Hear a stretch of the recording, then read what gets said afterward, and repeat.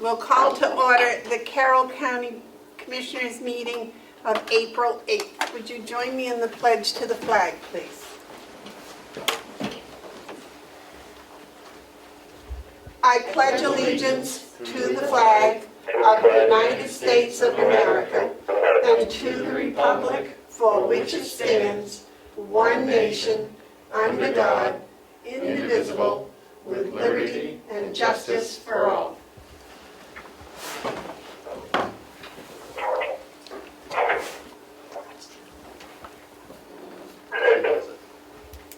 I will await a motion for the approval of the April 1st minutes. I think you'll have to. Will you second? I will second. Motion's been made and seconded to accept the April 1st minutes. Are there any additions or corrections? Okay, all those in favor say aye. Aye. Aye. Oh, no, it has to be a roll Oh, call. roll call vote, sorry, David. Commissioner Bevard, Yes, Commissioner McCarthy. Yes. and Commissioner Oh, he said aye. Babson so already yes. said aye, okay. Thank you. Melissa, would you announce who is on the video, please? I think we have to do that. Yes? Okay. On the video, I have Bob Murray, Lisa Scott, Glenn Cordelli, and Bob Murray also on the phone, yes? Yes. Okay. And is that Susan Ticehurst?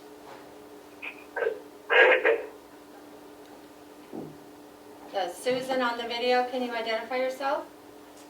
Hi, yes, this is Susan Ticehurst. Thank you. And Leslie Heaton from the... Yes, good morning. Good morning. Leslie works at the Mountain View community. And Representative Steve Woodcock up in the upper left. Okay, thank you.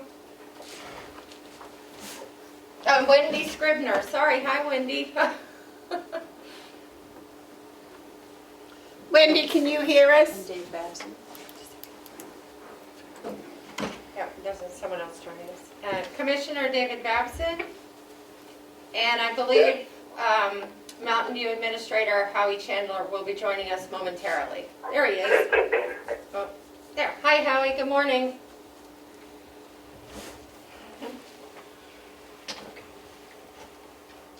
Good morning. Yes. Wendy, can you hear us?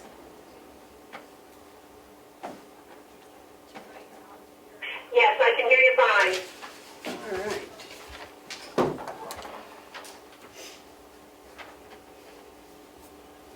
Okay, I think we're all set. Are there any media questions? Oh, there are. Yes. This is David Spear from the Comeau Daily Sun. You know, a lot of news has been made about the jail and Terrence Perkins, and I'm wondering if the commissioners have any point of view on that. And I'm also wondering if when you talk to Roxy about the assisted living study, if you'll ask her about the impact of the coronavirus on the economy and whether or not that changes things in a dramatic way.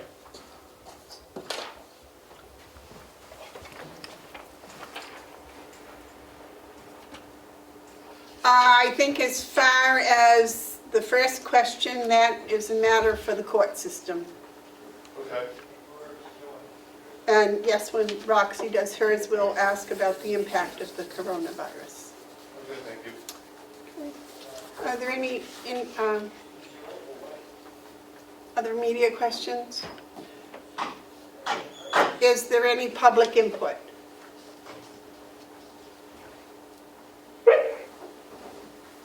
Okay. Representative Cordelli? Thank you. Several points. One, how is the public supposed to know about electronic access to these meetings? Second, will the commissioners have a statement regarding the release of prisoner tokens? And third,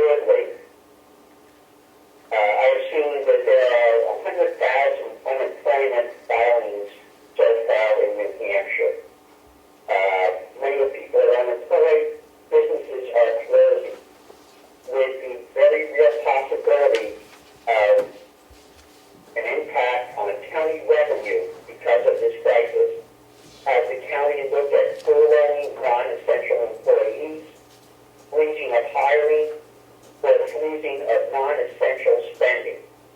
Thank you.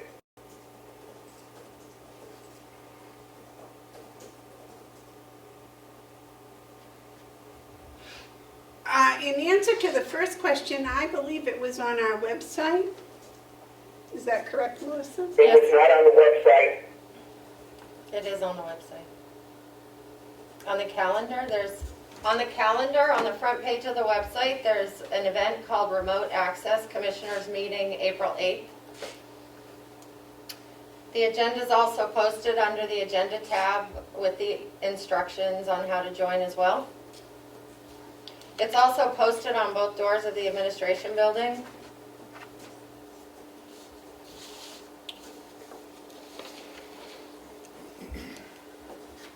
I think in answer to number 2, I already answered that with Damon when I said that's a thing between the courts. We don't have anything to do with that. And the third question, we're going to discuss that probably today. That would be my guess. Any other media, Damon? Oh, sorry, thank you for squeezing me in. I was just wondering, when are we going to get around to closing the loop on the MAT discussion? I know there's been issues of not having the paperwork or forgetting it at home or doing whatever, but I'm just wondering when we'll just tie that up and get it done, if it's not done already. In my opinion, it's done, but I think Commissioner McCarthy may have a different approach. Okay. Any other public input? I am not turning my back on people, it's just that I'm looking at the wall to see you and the camera's over here, so I'm trying to look at you even though it looks like I'm turning my back, I'm not.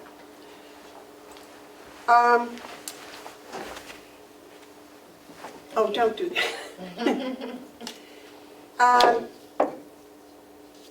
Do you have the manifest for last week? Madam Chair? Yes. I apologize. I neglected to send that to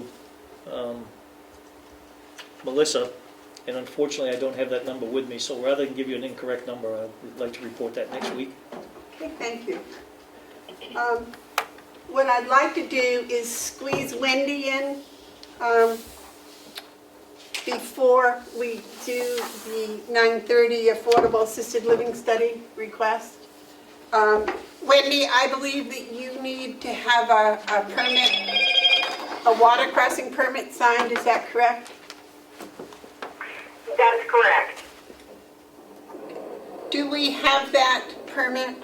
It's in your packet. Okay. Is there anything else? That's for the walk out by the nursing home, correct? The walk through the woods? Yes, that's correct. Okay. When this is signed, do we take it down to the town hall? No, it will need a $25 check, and it will be sent to the Department of Environmental Services.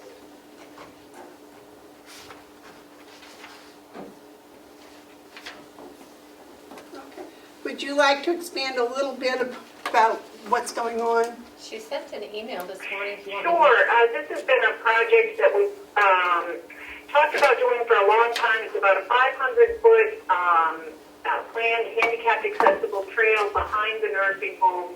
A major stumbling block has been that there's a wetland area, both accentuated by the drainage from the parking lot, that we need to get across to make this walking path work.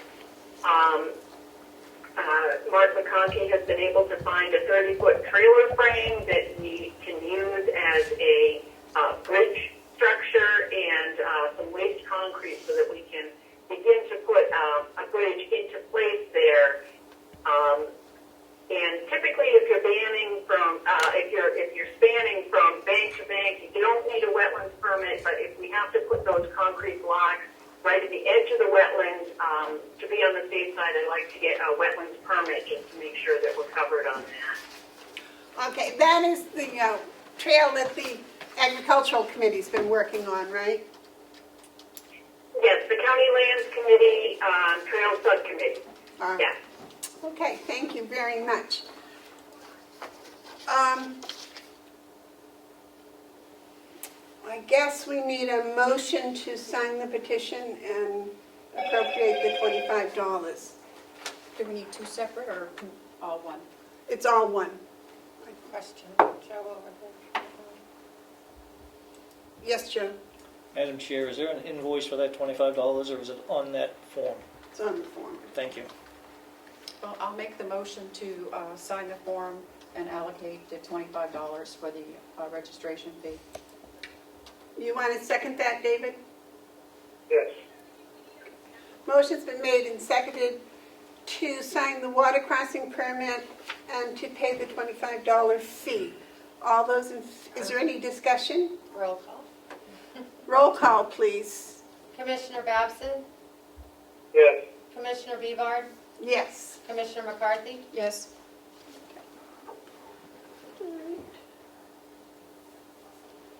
Great, thank you. Thank you, Wendy, very much. Mr. Babson has his hand up. Yes, David? I'd like to ask Wendy a couple of questions, if I may. Certainly. Wendy, did you hear that? Wendy, we have two outstanding activities that we have to get you to work on. One is the other load of wood that we were going to get for a crossing. And the second one is, what do we do about, we paid the, get out of a squad, but we paid the timber tax to the town of Wilkesboro, to the town of Ossipee. Now we gotta collect it. How do we go about that? Okay, you paid that, because I checked with the town yesterday, they said everything was all set, and I had assumed that the logger had taken care of No, it. we paid for it, and it's gonna go back to him. Correct, Amanda? That's correct, yes.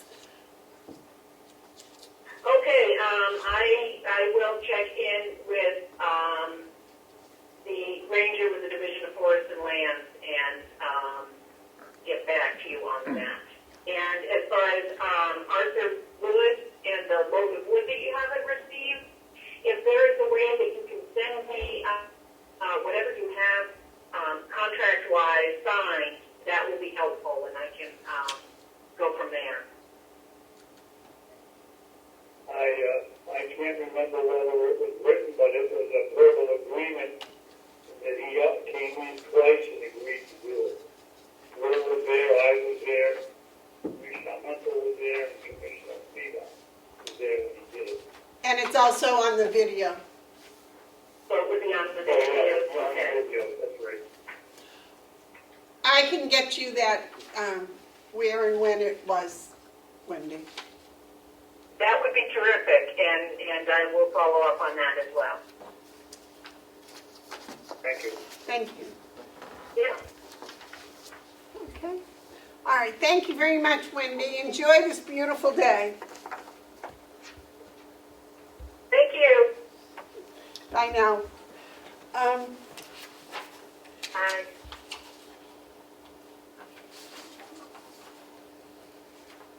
The next thing on our agenda actually was the will, that is RFPs. Are those in the packet also? Yes, the RFP for the baler is in the packet. Will, can you hear us?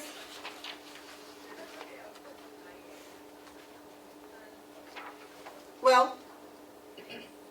Yes, I can hear you. Can you hear me now? Yes, I can. All right. Thank you. You have a couple of RFPs for us? I have one today, and I'm hoping in the next week or so to have another one for you. Okay. You want to explain the one today, please? Sure. The one I have, hopefully you all have a copy of that, is the Carroll ground baler. It's a model F130D. In the RFP, I've listed a bunch of specifics with the baler as far as options that the baler has, which through a lot of research that I've done, I feel that a lot of these are important. This baler is probably, knock on wood, is something, our baler we got now 24 years old, so I expect that this baler is going to be around for a long time.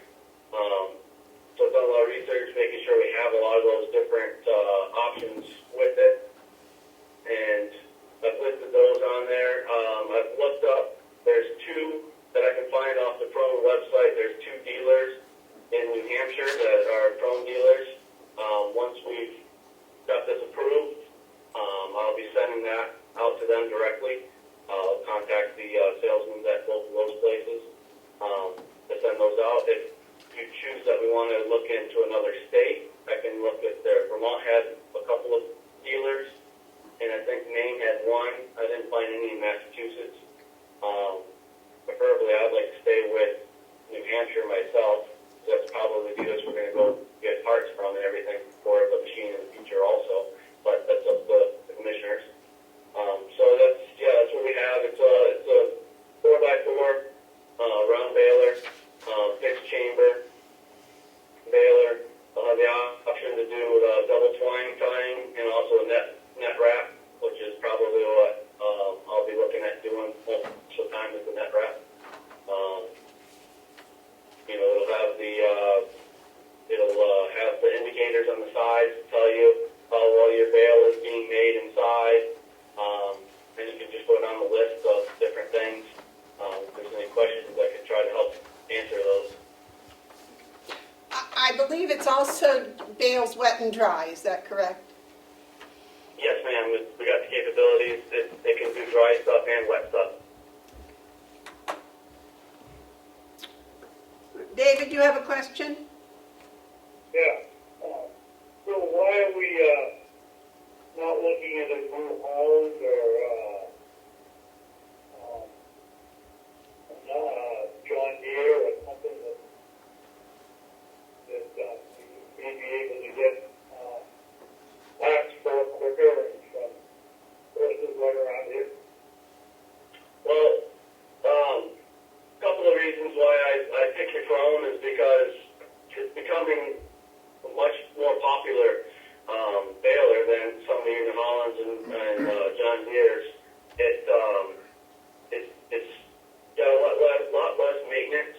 You don't have all the belts to deal with and everything else that you have on them, so it's a lot more of kind of a tank of a machine from what I've been described. I know a lot of people that have them and been using them.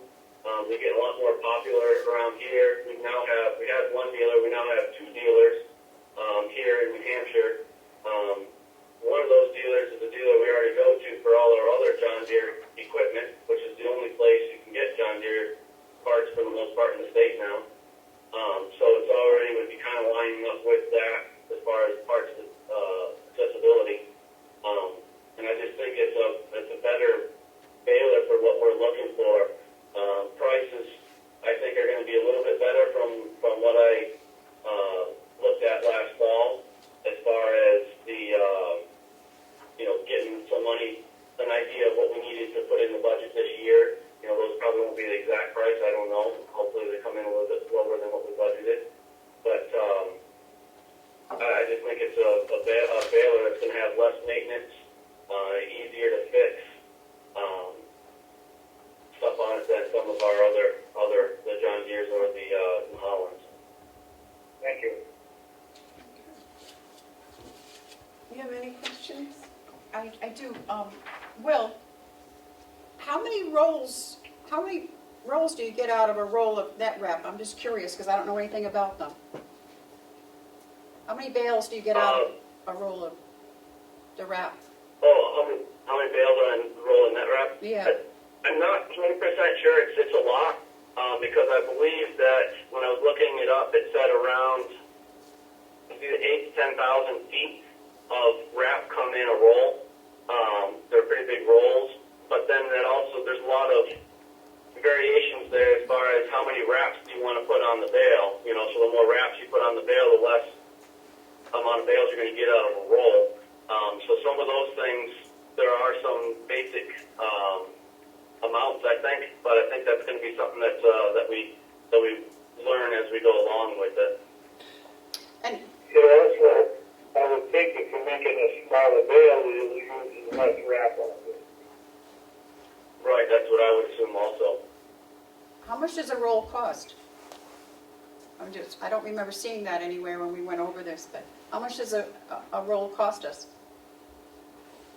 I saw I'd have to get back to you on that, Commissioner. I did see that price somewhere, but I don't have it in front of me or off the top of my head. But I can definitely look that up. I think it's about in the 30s for a roll. For the net wrap, are you talking, or the twine, Commissioner Batson? The net wrap. Oh, okay, I thought it was more than that, but that's good. Maybe it is, but that's the figure that sticks in my head. Okay. Thank you. I know from my experience with net wrap, it takes about 30 feet to do a bale, a normal 4-foot round bale. When I unroll it, it's 30 feet about. Okay. Any other question? No? All right. Well, I would suggest that you send out the RFP to all 5 of the dealers, because it's been my experience that sometimes Vermont dealers have better pricing. Sure, I can send it. I can call them and send it to them also. Is that all right with you, David? Yeah, but when the one have a sales tax where we don't here, they're buying a $30,000 machine, the sales tax adds up. I don't remember, I didn't pay sales tax on my rake. If they Yes. deliver, we don't have to pay sales tax. Right, I think if they deliver, we don't have to pay sales tax, or at least that's the way it Yeah, is. to me. okay, that's right, you're right. Yeah. Do we need a motion for this, or just our approval? We have a motion for him to put out the RFP. Do you want to do that, David? What's that, I didn't hear it? Make a motion for Will to go ahead with his RFP? Yeah, I'll make a motion, we'll go ahead to send out the, his RFP for the, land bill. I will second. Is there any more discussion? All those in favor say, please roll call. I'll get there That's eventually. okay. Commissioner Babson? Yes. Commissioner Mevar? Yes. Commissioner McCarthy? Yes. Thank you. Thank you very much, Will. Can I ask a couple quick questions on that? Certainly. I'll send those out. What's the rules on, like, when you want those back? When I put in there, at the bottom it'll say a date and time that it has to be to the commissioner's office by. Do you still do those on like a Friday or Tuesday? I don't really know what the new rules are of when you like those to be received prior to when you want to open them. I'll have Melissa send you a copy of our policy. How is that? Sure. Okay. She'll email it right out. Okay. Any other questions, Will? Not about the round baler. I was on the schedule to talk about the skid steer. Do you still have time to do that and want to do that? Is it quick? Pretty quick, I think. Okay. Roxy, would you please be patient with us? Go ahead, Will. Basically what I'm looking for to know is we rented the machine, just to refresh you all, we rented the machine for $10,000 for the 5 months, and we're going to get 70% of that back. So we're going to get, if we purchase the machine, we'll get 70% of that back, which is $7,000. I got bids, and we really love this machine. It's doing an excellent job for us. I kind of got some bids last fall, knowing that this is the circumstances we would be in, and it still was the lowest purchased machine, our lowest machine for the bids, not counting taking off the 7,000. So my question is I've heard some talk here and there, is do we have to rebid this since we already have 7,000 wrapped up into this machine, or can we look at waiving the bid and then just purchase the machine that we already have money wrapped up into? I thought when you got it originally that you did go out to bid for the rental. Did they also give you purchase prices at that time? Yes. two companies, this one and one other company, but I didn't have an official RFP, but I went and talked to every salesman and compared apples to apples at that time. And then we were focusing on A, what the price would be come springtime when we purchased it, and B, if the rental was available. And that narrowed it down to the two different companies. So that's where we set with that.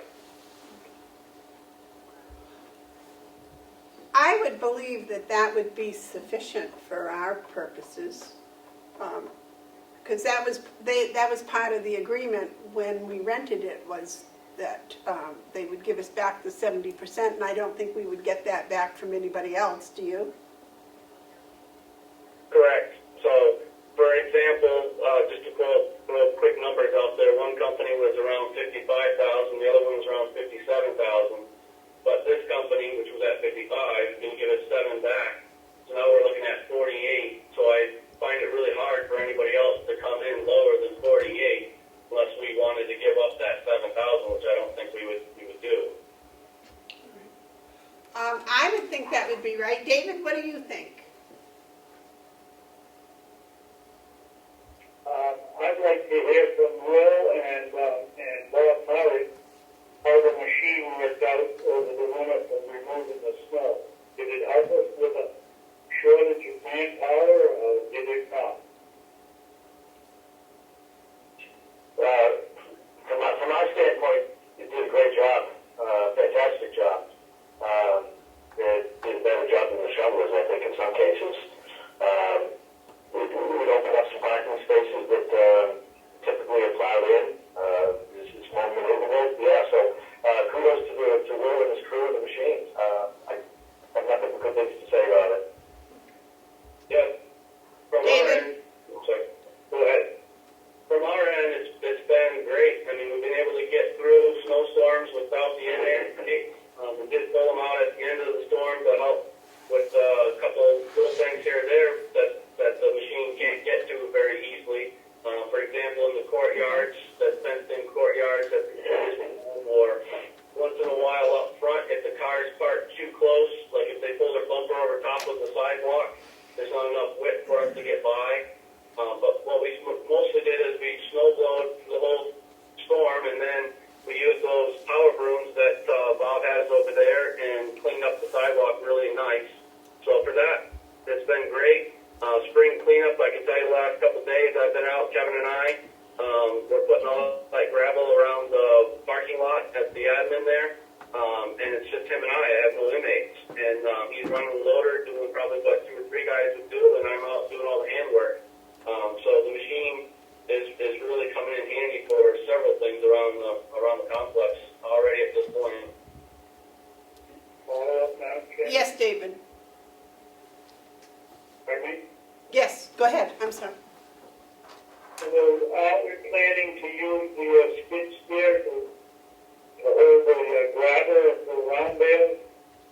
Yes, that's also part of the plan is that we'll be getting a grabber that'll go on that for stacking the round bales in the barn, and also for putting the bales on and off the ones that we wrap, to put it on and off the wrapper. Madam Chairman, I'll make a motion that we purchase the skid steer that we had all winter. I'll second. Is there any more discussion? Roll call, please. Commissioner, excuse me, Commissioner Babson, Yes. Commissioner Bevar, Yes. Commissioner McCarthy. Yes. Okay, well, Okay, thank you. I'll get that paperwork rolling and get with Melissa to get that for you folks in the near future. all right. Thank you very much. You enjoyed today. It's a beautiful day out there. Thank you. Yes, thank you. Have a good day. Yes. All right, Roxy, I'm sorry to make you wait 10 minutes. I apologize. Can you hear us?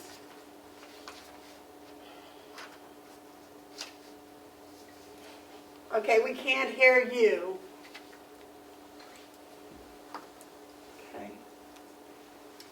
Roxy, you might need to unmute. Is she muted on hers?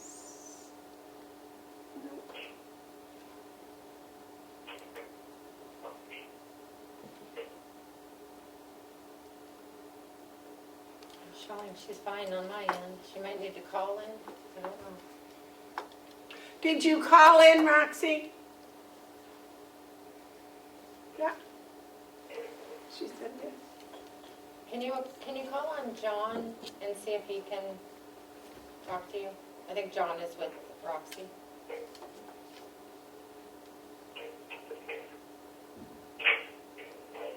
Did she hear you?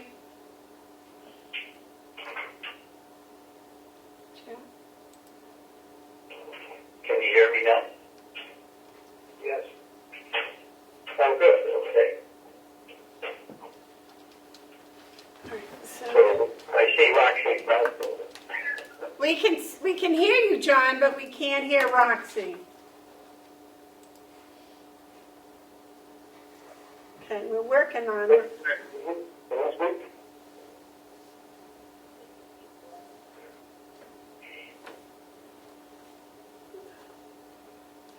Did something at her end, maybe? Oh. Let me try something. We're still learning, Roxy. We'll get there. Okay, I'm unmuted now, it says. Oh, okay, good, okay. I didn't know whose phone number that was. Yeah, Thank and you. so where I live, I don't have a great internet connection, so sometimes it drops, and so I find if I go on the phone for hearing and the screen for video, I have better luck. So thank you for your patience on that. We don't mind waiting at all. We understand how busy you are, so not a problem at all. Want to say good morning, and we appreciate the opportunity to share our thoughts about if you live in Carroll County. I'd like to do some introductions first. There's John Freeman, and we wave John. John Freeman is joining us, and he's with NCIC, the president of NCIC. As you know, I'm Roxy Severance, I'm the president of RS Consulting. And then I have Mary Claire, we wave Mary Claire. She's assistant with me with RS Consulting. As you know, I've sent some monthly reports and a final report, and that is one-way communication, so we look forward today to having a two-way communication, and hope that along the way you'll be asking us questions that you may have. So I wanted to ask is, can I use the slide share, or the screen share, to show the slides? It should allow you to do that. Yeah. It should. Go ahead. No, I was just Okay, trying- if you allow that, then I will go to that. Just give me a minute to find my screen.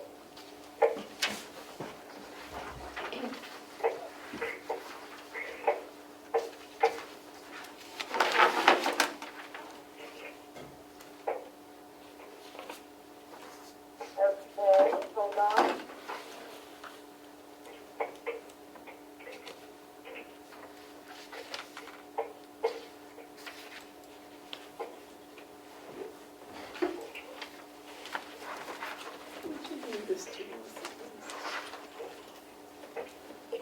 For some reason, John and I practiced this, and it works really slick on Monday. We've been practicing this for a week. You looking for your presentation, right? Oh, no, I don't have, It's, wait a minute. yeah, All right. it's I got starting. that. Can you see it, everyone? There we go, yes. Nice. Okay. Like I said, we practiced. It doesn't mean it was smooth. So, moving on to the, let's see. I gotta do the number two. There's just a second. Okay. Moving on to the second slide, which is kind of going through our purpose. In November 2019, RS Consulting responded to an RFP from the county. We put together a professional team of NBS research company for the market feasibility study that would include demographic data, collection of potential locations, identifying existing and planned senior communities, as well as the capture rate analysis. The market feasibility study also includes determining the potential size for the facility and what was most important in the county was affordability.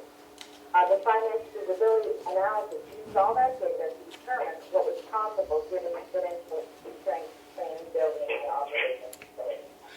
I might interrupt for a minute, Roxy, could you speak just a wee bit louder? Sure, let me move it, I'll hold my phone up. Oh, much Can you better, repeat what I- much better. Thank you. Okay, great. Okay. So, moving along, the first part of our presentation is about the market feasibility study, as the study is what led us to the financial conclusion. The market feasibility study was completed by Lynn Moore of NDS Research out of Fort Worth, Texas. And her analysis was completed in January and February of this year, taking into account the size of the facility. The study determined 4 possible areas of the proposed senior living community. Are you supposed to be changing slides as you're talking? Say it again? Are the slides supposed to be changing as you're speaking? Yeah. They're not. We're still on the first page. Why that is. Okay. Let me see if so it's changing on my screen and I have your screen. They're not changing on mine, Rocky. Thank you, Armando. It's the same picture of 4 people sitting around a table and 2 people golf balls. Well, I read your report very carefully, so I recognize that we should be on a page of numbers, so. All right. Let me see what happened. Any idea? Try it. Yeah, try F8. F8 or function 8? Yeah, function 8. And how do you get this? How do you get this to scroll? I don't have a scroll bar on it. Yeah, I should be doing that for you. All right, let me see if this works. All right, what are you seeing now? Same thing. First page. Well,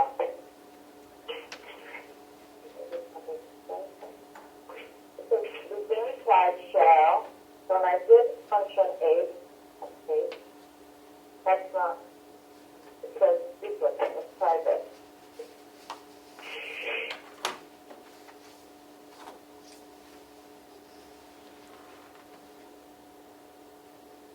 All right, maybe it's this.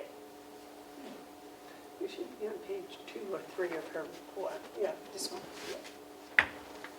We should show. That got us a picture of everybody that's on the call.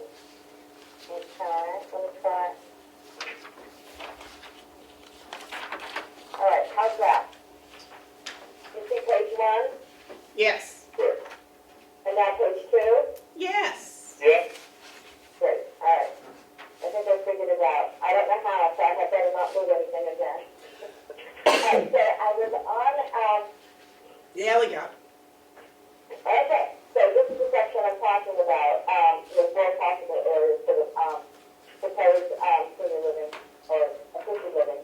And we have Comeau, occupancy, framework, and multiple areas. All right, just let me get my thing to work here. All right, now I'm outside of it. All right, so think about the Conway area.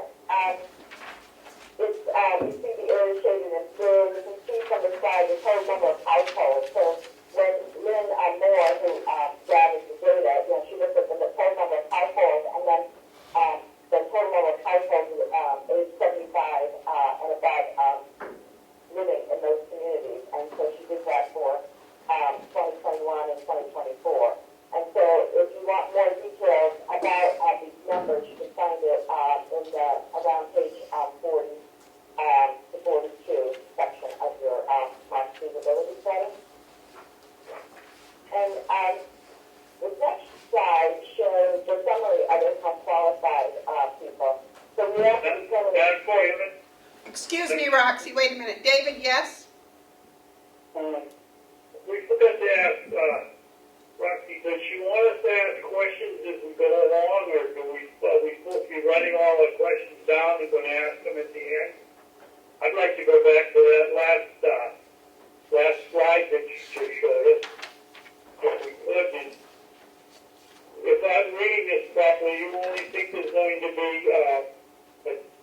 59 new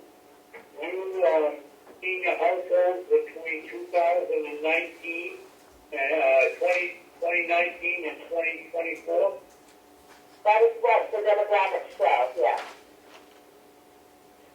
So there's 907 in 2019, right? Yep. And it'll grow by 59 houses. Okay, thank you. Yeah, and please, we want to be interrupted and ask a lot of questions, so anytime just let me know, and I'm happy to answer. Thank you. Any other questions, Commissioner? No, I think we're, okay. Continue, please. All right, thank you. So this slide shows Exhibit 18, and it's about the summary of qualified income. And as I mentioned, we have to determine the affordability and in each area of the county. So we studied various qualified income streams, and as you can see, we look at the age 75 plus households for each town, and then show the number of households with the varying income. And so the other If you will, Roxy, can you enlarge this sheet so we can see it? It's very difficult to see on my computer. Any suggestions, John? Did you get a printout of the market feasibility study? Yes, we all got copies of it. Yes. If you go to page, I believe it's, is it 42, John? Or 40?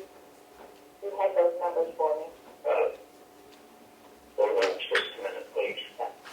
I don't think I can make it any larger on this, Okay, thank you. but I can refer you to the page, and we can wait for you to find it if you've had it open. I believe on MDS study it's page 44. Okay, thank you. If you want to take a minute and look at that, and then ask questions, would that be helpful for you there? We can keep going, and I'll look at it when I'm done. Okay. Great, so the 60,000, and then there's certainly Medicaid folks, and the 16,000 to 26,000 also would be, may be considered Medicaid, depending on how many are in the household. So Roxy, if I'm reading this correctly, that's about 30%. No, it's not, I'm sorry. Yes, about 30% of the people would be Medicaid eligible.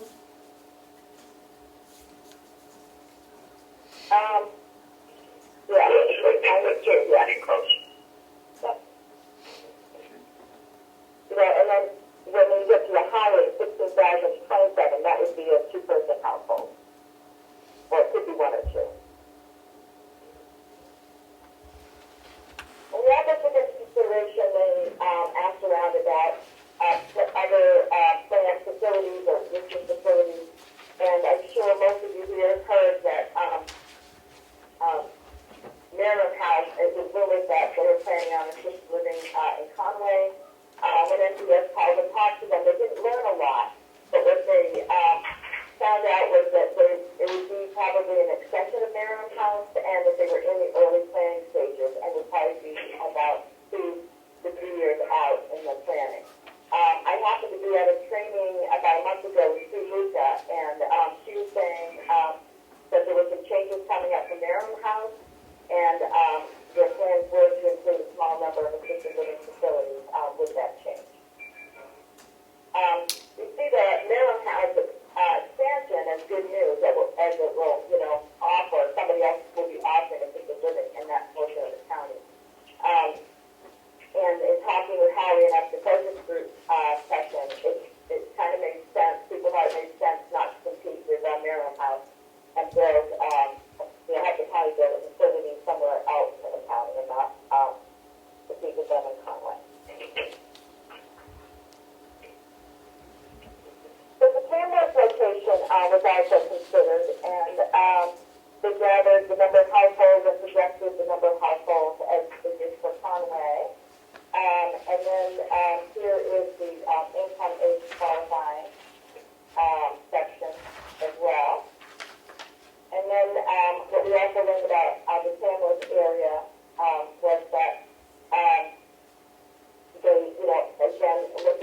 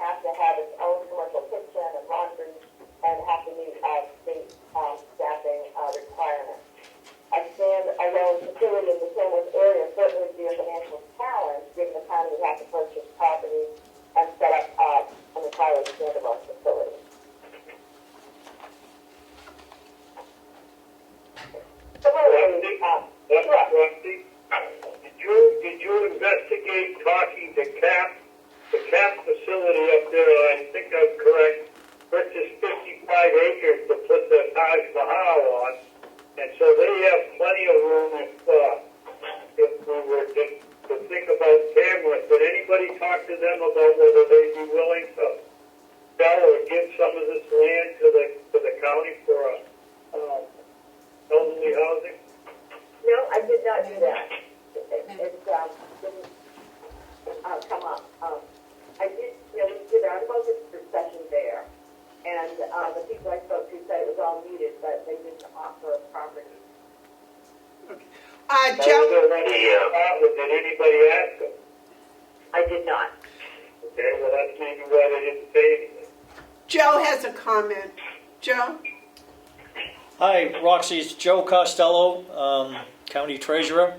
John, it's good to see you, County Treasurer. You may remember me from my previous career.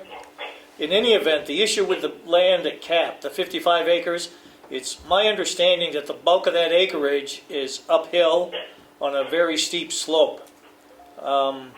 I believe Cap looked at that at one point to try and do something with it. I don't think they were able to, but it doesn't mean you can't investigate it and ask. But if memory serves me correctly, and I may be wrong, that acreage was not very suitable for much of anything. Roxy, to put that in short form, because I know you may have trouble hearing him, he said that he thought the 55 acres was probably going to be a challenge to build on. Okay, thank you. In reality, you'll see when we take a look at the financial projections that we came up with a solution that allowed you to have, I believe it was 36 beds. If you were to do a standalone anywhere else, it would have trouble cash flowing until we got over 100 beds. So the magnitude of the project will go up substantially if you look elsewhere. It's not that you can't do it, it's just larger investment, larger staffing, etc.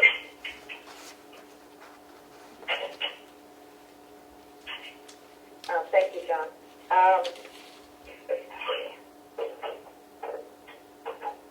All right. So then moving on to the Multiborough area, it's for the summary, like the work of the other sections, it's very similar to what we believe is happening in Tamworth, or could happen in Tamworth. There are, what we learned was that there are no existing or planned assisted living in that area. But as I was saying, similar to Tamworth, it would require standalone facilities, and this too would be a financial challenge. What John said is not possible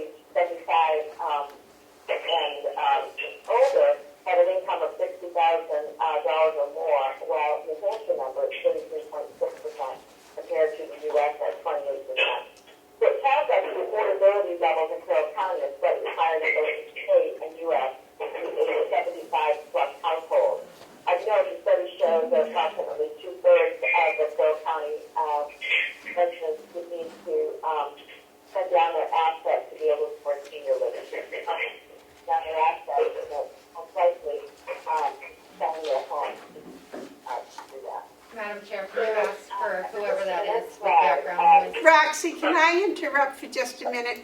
Whoever's doing their dishes, would you please mute your phone or whatever? I'm sorry, Roxy, continue, please. Thank you. Yeah. So as we move on to the next slide, we did, after a lot of research, decide that probably that our findings say the Axie area has the best location for an affordable senior living. And we didn't do that lightly. We really looked at a lot of different things, as John will get into with his performance. So the reasons that are listed, the county already has the property, staff would be shared, and, at some point, Howie might want to expand on that a little bit. And then, major department services to be shared, that is so important. Commercial kitchens and laundries are very expensive. And in looking at this for the last 3 months, that it's the least costly option for Carroll County. And so, there's this slide, part of the consideration, of course, was to look at existing communities and the number of beds, which we spoke about earlier, and what the NGS study showed that the county did not have much senior living, which you all knew, and they felt that these would be great for the age 75 and over age group. This exhibit shows that there is going to be growth in the aging population, which, again, no surprise to us, but we have the facts there.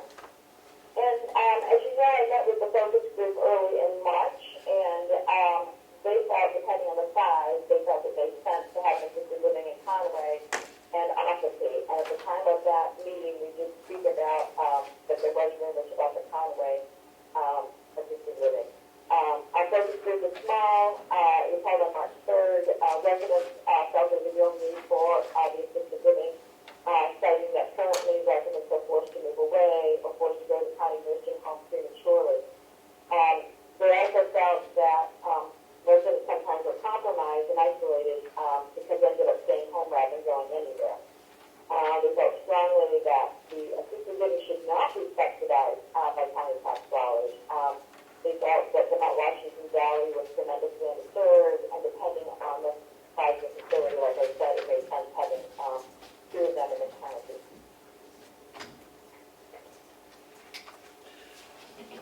So, moving along to market feasibility and affordability.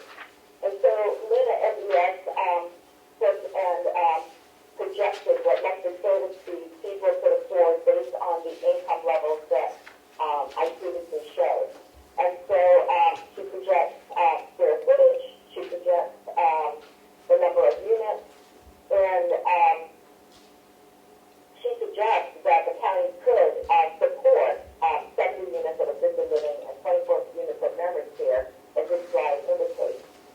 And so a total of 94 additional units of senior housing could be considered, but it's a huge undertaking. And in speaking with Howie, it just seems more reasonable to start out smaller and something that would be more doable and therefore most likely more successful. So I just want to recap before we get into the financial considerations or the financial critical assumptions and the performance. Just how you get to our recommendations. We look at the demographics and we utilize capture rates. And as I said in my report, capture rates are the number of people who live in a community and capturing, maybe between 10 and 20% of those people would need assisted living. And so we looked at assisted living, taking into consideration rumors of planned assisted living, the needs of the community, which we learned about through the focus group, the cost of a standalone facility, we took into account construction costs, staffing costs, and we reviewed a blended affordability of units for those on Medicaid and also market rate units. So I'd be happy to take some questions now, or we can have John go on to critical assumptions. Roxy, this is Commissioner Beavon. If you have a capture rate of 10%, and you're saying that we in 2024, we'll have about 966 people, homes over 75. Would that indicate 96 beds in a facility? John, do you have that open up on your screen? My extra monitor just died. Well, if it doesn't consistent with the slide that you have, it shows 70 units plus 24, so then it's at 94. Thank you.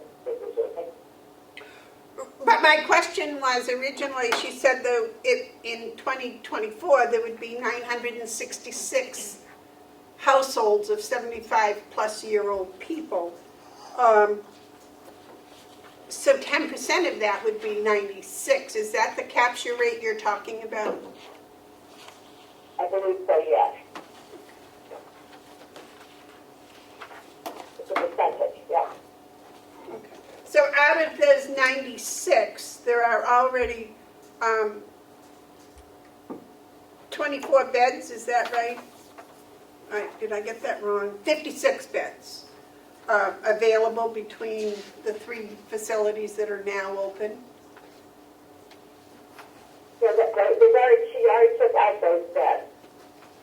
What she's recommending is what she's saying that it could do a total of 94 beds, but she already took out the other beds that are existing and the planned beds.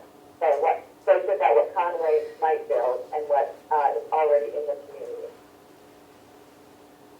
That's where I'm getting confused, because if this 900 projected in 2024, it'd be 966 over 75 homes, then 10% of that would be 96. And if you take out the 56 that already exist, that would only leave 40.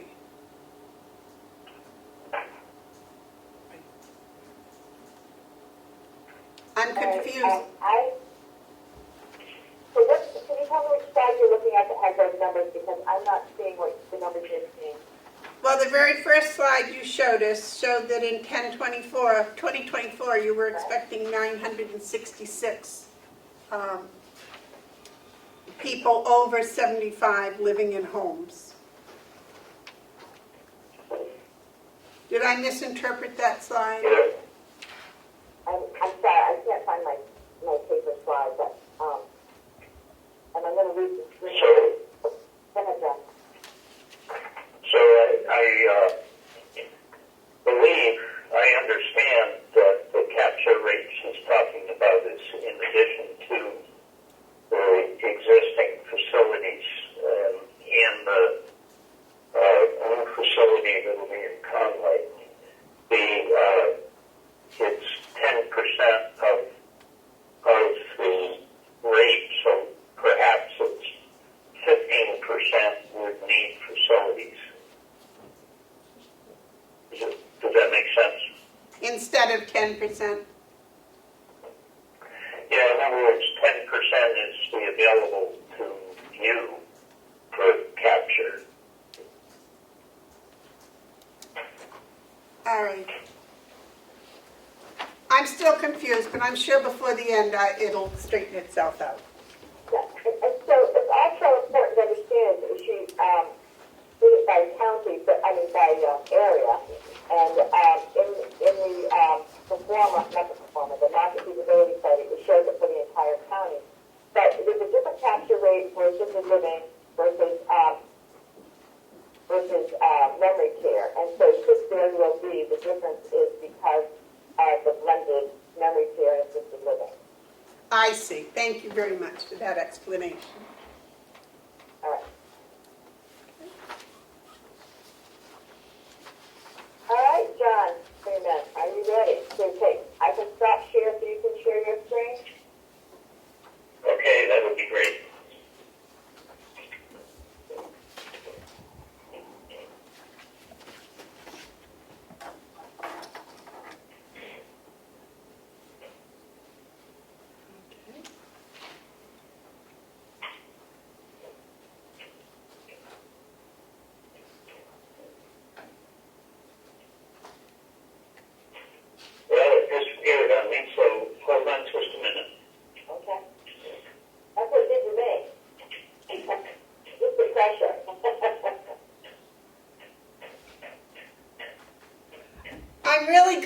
see that the county isn't the only people that are learning how to do all of this. Oh my gosh. I got the program 2 weeks ago, and there's days it works well, and I think, oh, I figured it out, and then the next day something changes, and I can't figure it out. All right, looks like it's good, John. Okay, the challenge is I can't see what you're seeing. So, you're seeing my spreadsheet? The profile analysis. Assumptions, yeah. Yep. Okay. So, in the package that Roxy sent you were 2 PDFs, one called Critical Assumptions and the other called the Pro Forma Cash Flow. And so it's important to get a handle on what some of the assumptions were when this cash flow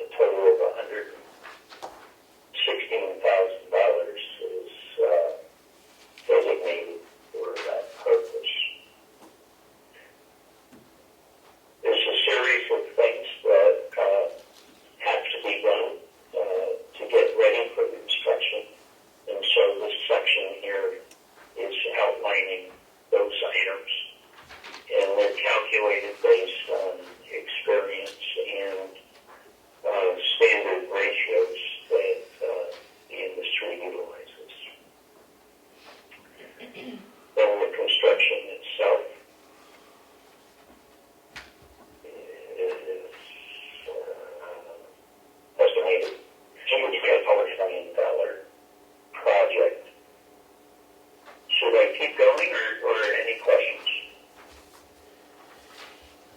My biggest question is if we build a $9 million project and we're paying 3.5% interest, that's a lot of money per month that we have to cover with income. And it doesn't... Yeah, I'll show you that. I'll show you that in a few minutes. Okay. I'll be patient. Go ahead. Yeah, it's my memory's telling me it's about $1 million a year that you're paying interest and principal on.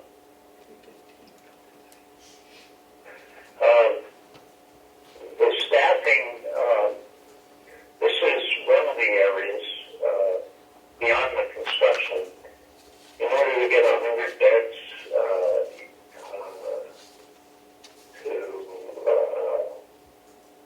move the facility elsewhere, that we will be beyond the cost of construction, going up to probably $25 million or more. You have a tremendous staffing requirement.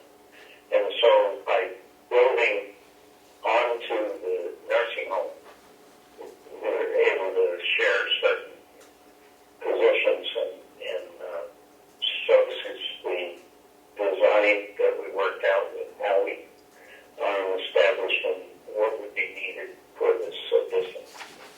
Is this for 100 beds or for the 36 beds? 36. Okay, thank you. You're welcome. And I don't want to overkill it with explanation, so if I am too brief, let me know. But then on row 116, and then we're contemplating the idea of how many people need to be on staff before opening and how soon before.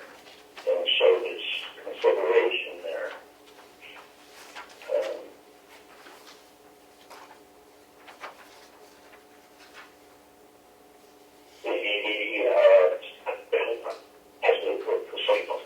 These quarters here relate to the quarters that are on the presentation of the financials. But this helps us determine your highest cost item on a basis even as you're filling. Dietary costs are calculated in other expenses. So that's sort of a very quick run of what the basis items are, the critical assumptions we cover. Any questions before we go to the pro forma? Can't see anybody, can you see? If not,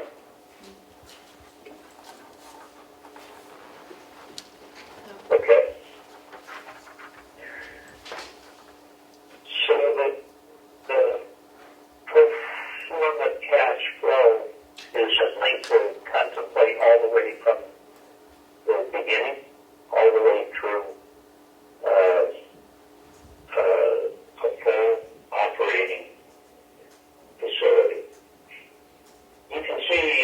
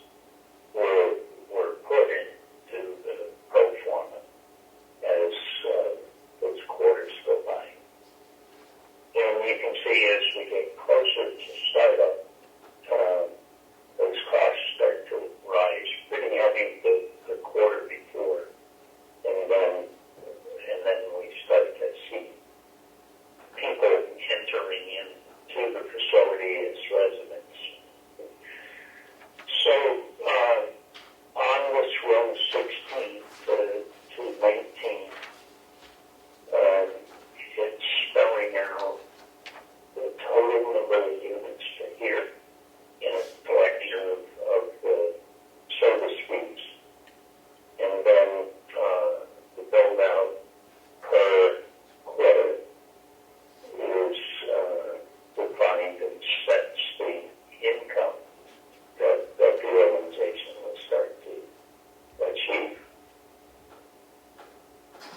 Is all this making sense? It seems to indicate that it's going to be at least 3 years before we see any positive cash flow. So,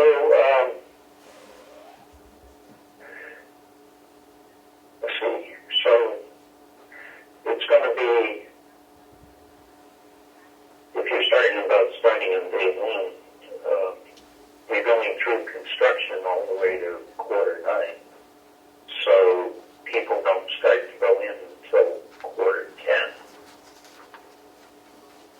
So, all during construction, you have no income. So, you're scrolling down, you start to have a positive impact fairly early on. And it continues. Now, let's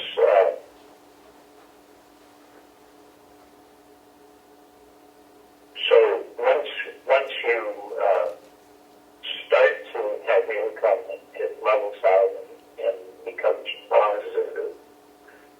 But the whole construction is negative.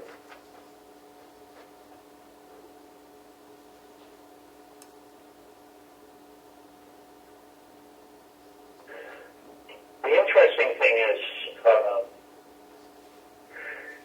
we have the rate set for residents, and the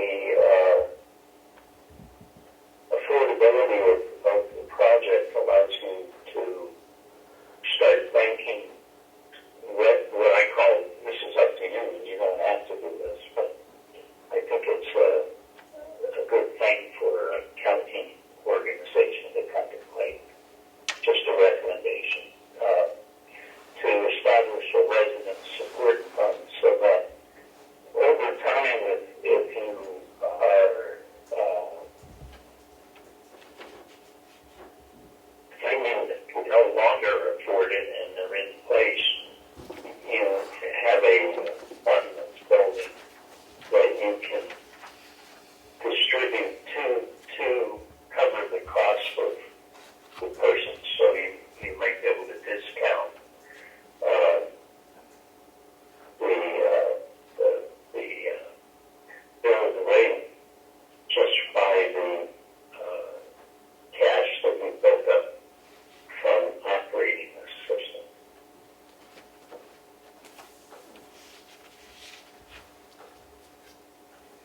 Does that make sense?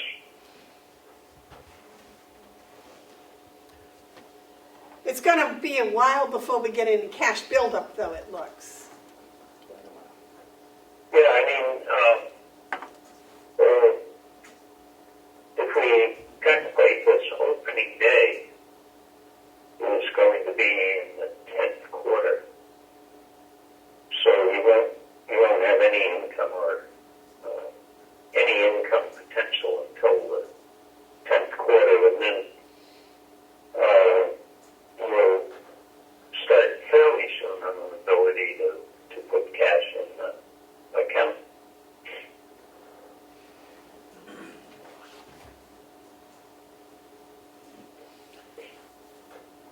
Joe has a question. Excuse me, wait just a minute, we have a question. That carries. John, we have a question for Go you. ahead. We have a question. Yes, Joe? Can you hear me from here? No. John, Joe Costello, treasurer again. Just a question. It appears that the bulk, or I don't want to say the bulk, but it appears that the private pay, you're looking at projecting in quarter 10 going from 3 to 11 private pays. And so what I'm wondering is, in your investigation of doing all this, it looks like private pay is an important part of this. And what's your experience on that? Madam Chairman? Yes, David. Wait just a minute. Could you repeat Joe's question? I couldn't hear a word of it. Right. Joe would like to know their experience on private pay and why it's only going to start at 3 and build to 14 over three quarters. Actually, from 3 to 11 in 1 quarter. John, did you hear that? So yes. So the couple of things. We haven't, so we never have all the rooms filled. This is just a projection. So we have 14 of 15 filled at the peak. And then in quarter 10, sometime during quarter 10, you start to have residents. And the expectation is, in this analysis, there's flexibility if you wanted to modify the expectation. But the thought was it would probably be fairly easy to get Medicaid residents, but the private pay, there's more work. But so even though there's 12 weeks, 13 weeks in a quarter, we're only starting with 3 private pay, the source of much of your income, so that you experience what it's like to be at a low number at the start. The difference between 3 and 11 means you've added 8 during the next quarter. So your increase is starting to be the majority of the one per week going up. In terms of experience, I think Roxy is the one that is closest to that point.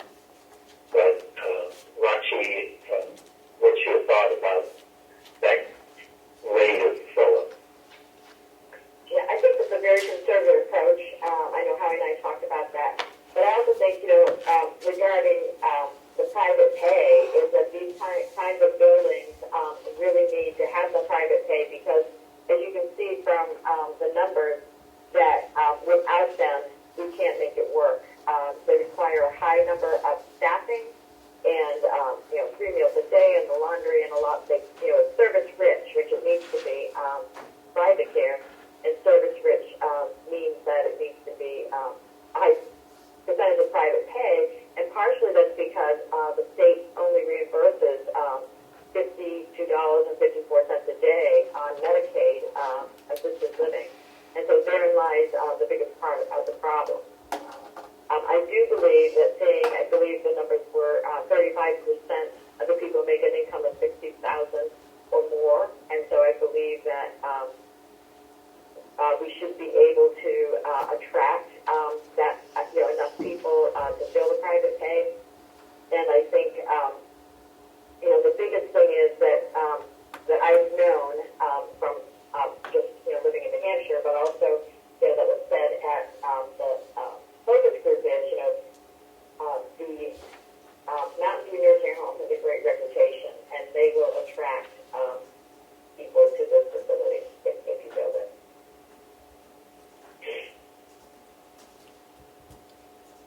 Yes, Joe, follow up? Yes, follow up, Madam Chair. I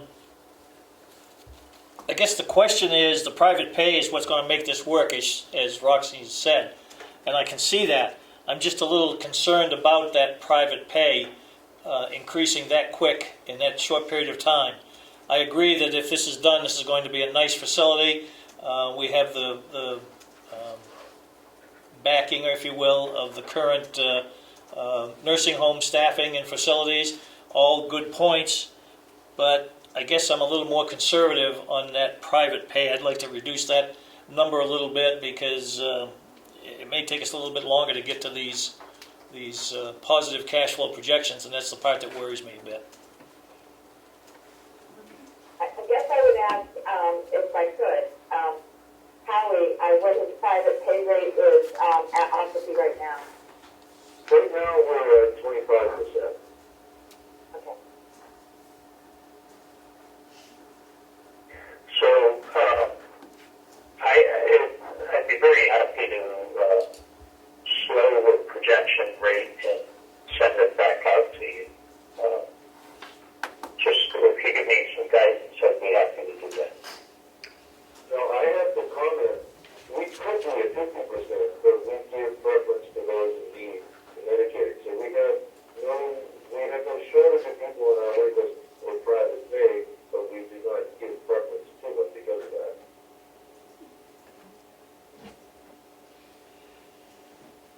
My concern is that according to these surveys, etc., that almost 70% of the people over 75 are earning $60,000 or more income. That seems to be a little high in my estimation. Was that based on census, or was that based on what? It's based on census data. So Lynn at MDS has access to a lot of different databases, and it shows, and she has access to people's, not individuals' income, but the demographic data that is out there. And I know when we did the project in Whitefield, my board said, oh, there can't be possibly that many people with that kind of income.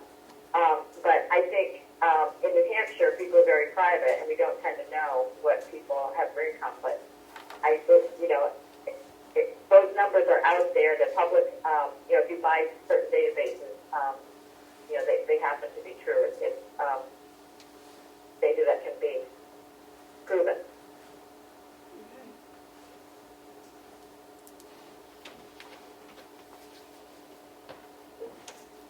Okay, please continue, John. So, thank you for the comments. If you give me some guidance on the conservative build-out, I'm happy to give you the update. You have any comment? It just occurs to me that maybe we may be a little high on that private pay. That's my only concern, John. I think maybe, Good. Would you like to take twice as long, or I'm happy to analyze that and send it out to you. Just need to know what's satisfactory to you. Right. I'm just one person here, so it's just only my concern, I believe, at the moment. I'm not sure. However, if that's the case, then what I want to be sure of is that the county may not have to come up with additional funds during this process while we're building up the residency, if you will. I do think it's a great project. I do think it's an excellent idea, and I do think that hopefully we can fill that private pay. But when I hear Howie saying we're at 25% at the nursing home now, and possibly going to 50 or some such thing, I guess I'd be a little concerned over that number. John, what I'd like to do at some point, I'll give you a phone call and we can talk about this. Would that be okay? Okay, that'd be great. Thank you.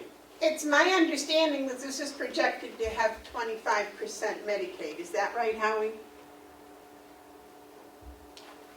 Depending on how we look at the Medicare and memory care, somewhere between 25 and 50%.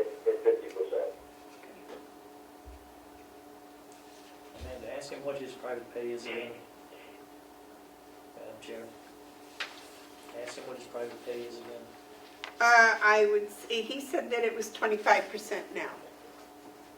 Right, Howie? Your private pay is 25% now at the nursing home, but that's because we let people that are in need have priority. Is that correct? But we could go higher private pay, but we choose not to. Please continue, John. So I think we generally covered the information. These quantities here that are on the screen, 9 Medicaid, 15 private pay assisted living, and 12 memory care are the basis that we're using. So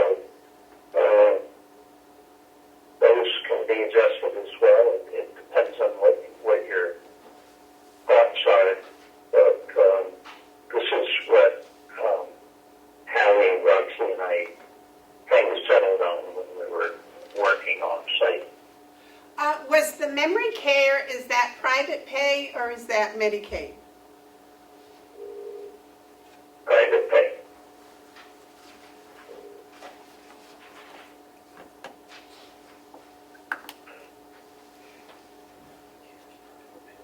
We probably need to consider some of those to be Medicaid, right, Howie? Eventually, we need to start private transition into it. We can do that as well. Okay. Okay, please continue.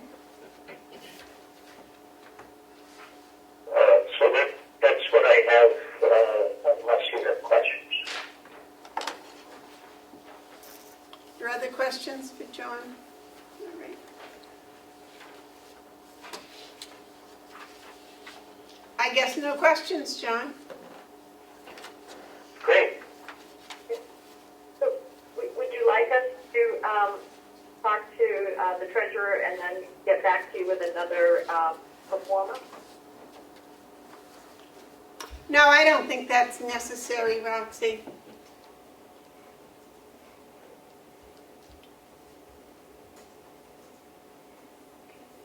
Anything else you want to share, Roxy? No, but I guess I do have one more thing. You know, certainly it's been a pleasure to serve. If there's anything else that you think that what you would like us to do, we'd be happy to do that. We saw in John's performance there was a developer fee, and we certainly have experience in helping projects move forward on that, and would be glad to assist you.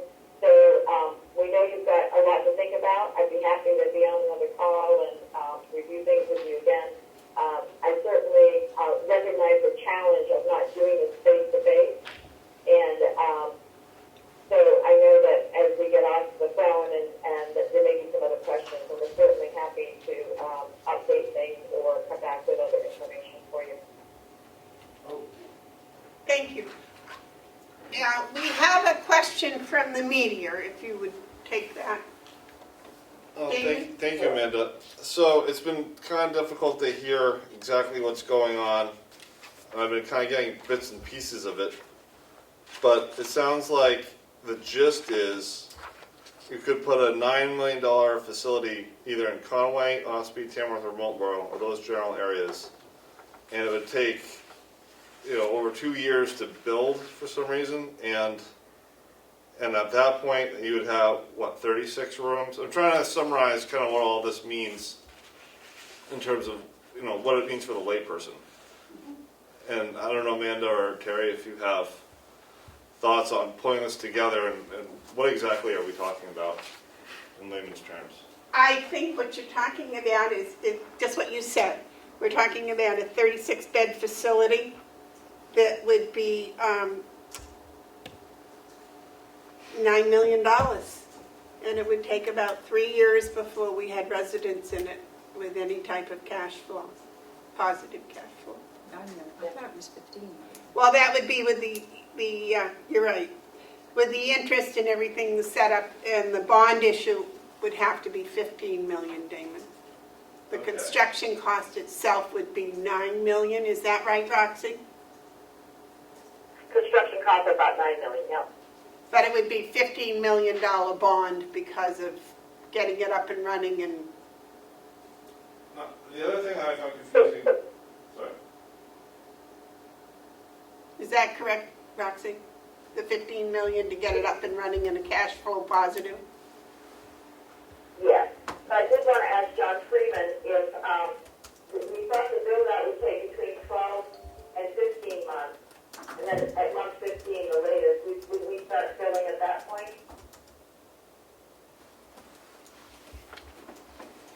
Yes, So that is much clearer. So,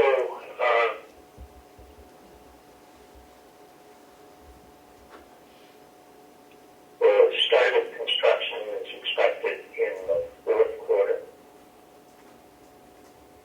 And 15 months means there's 5 months of construction. So,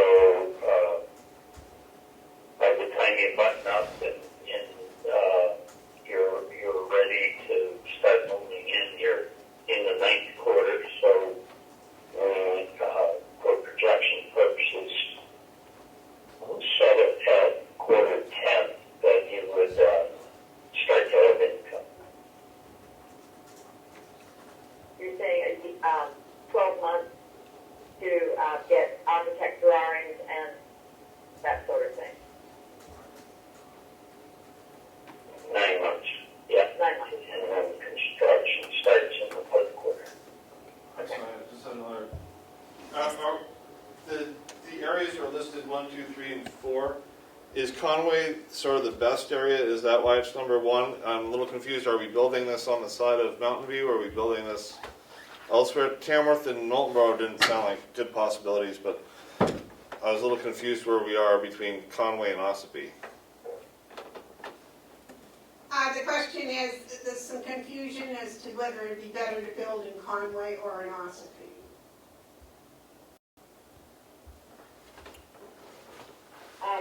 Well, I think, and this is just my opinion, talking with folks at the focus group, but if Conway, Merriman House wants to build it, there is room for both, and there seems to be need for both. The market feasibility study shows it could be up to 94 new units of senior living. But my personal feeling is that you probably need it in both places because of the distance. I don't know if anyone else agrees with me on that. So is that 2 36-room places, one in Ossipee, one in Conway? And how do we get to 96? That was the 10% of the 977 at the beginning. So are we talking about 2 locations and with a combined, that would have 96 rooms if you add them together? Well, I think that's including Merriman House, what they might do, and the other facilities already here. Is that right, Roxy? Okay, so, I could barely hear him, but I think he's asking about the 2 places. Yes, it does include the Merriman House. okay, so we don't worry about that. That's someone else is dealing with that. We're just talking about 36 rooms, probably on the side of Mountain View. He wants to know if the probability of building it is actually at Mountain View. Yes, Okay, that's our recommendation. okay.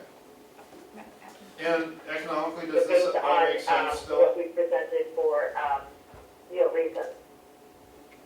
Does this still make sense with the economic collapse of COVID-19, or do we have to look at that again? Did you hear that, Roxy? I did not, no. The question was, with COVID-19, does that alter this projection? I don't think so. The other projects that we're working on doesn't, at this time, we do not feel that COVID-19 is affecting it. Construction is considered an essential service, and so we're finding that our construction manager for a project in Franklin does not feel that they're going to have any bumps with that. I Of guess course, it's COVID-19 changes quite a bit. Also, I see he wants to ask a question. He wants to ask a question. David? Okay. Yes, thank you, ladies. Couple of questions.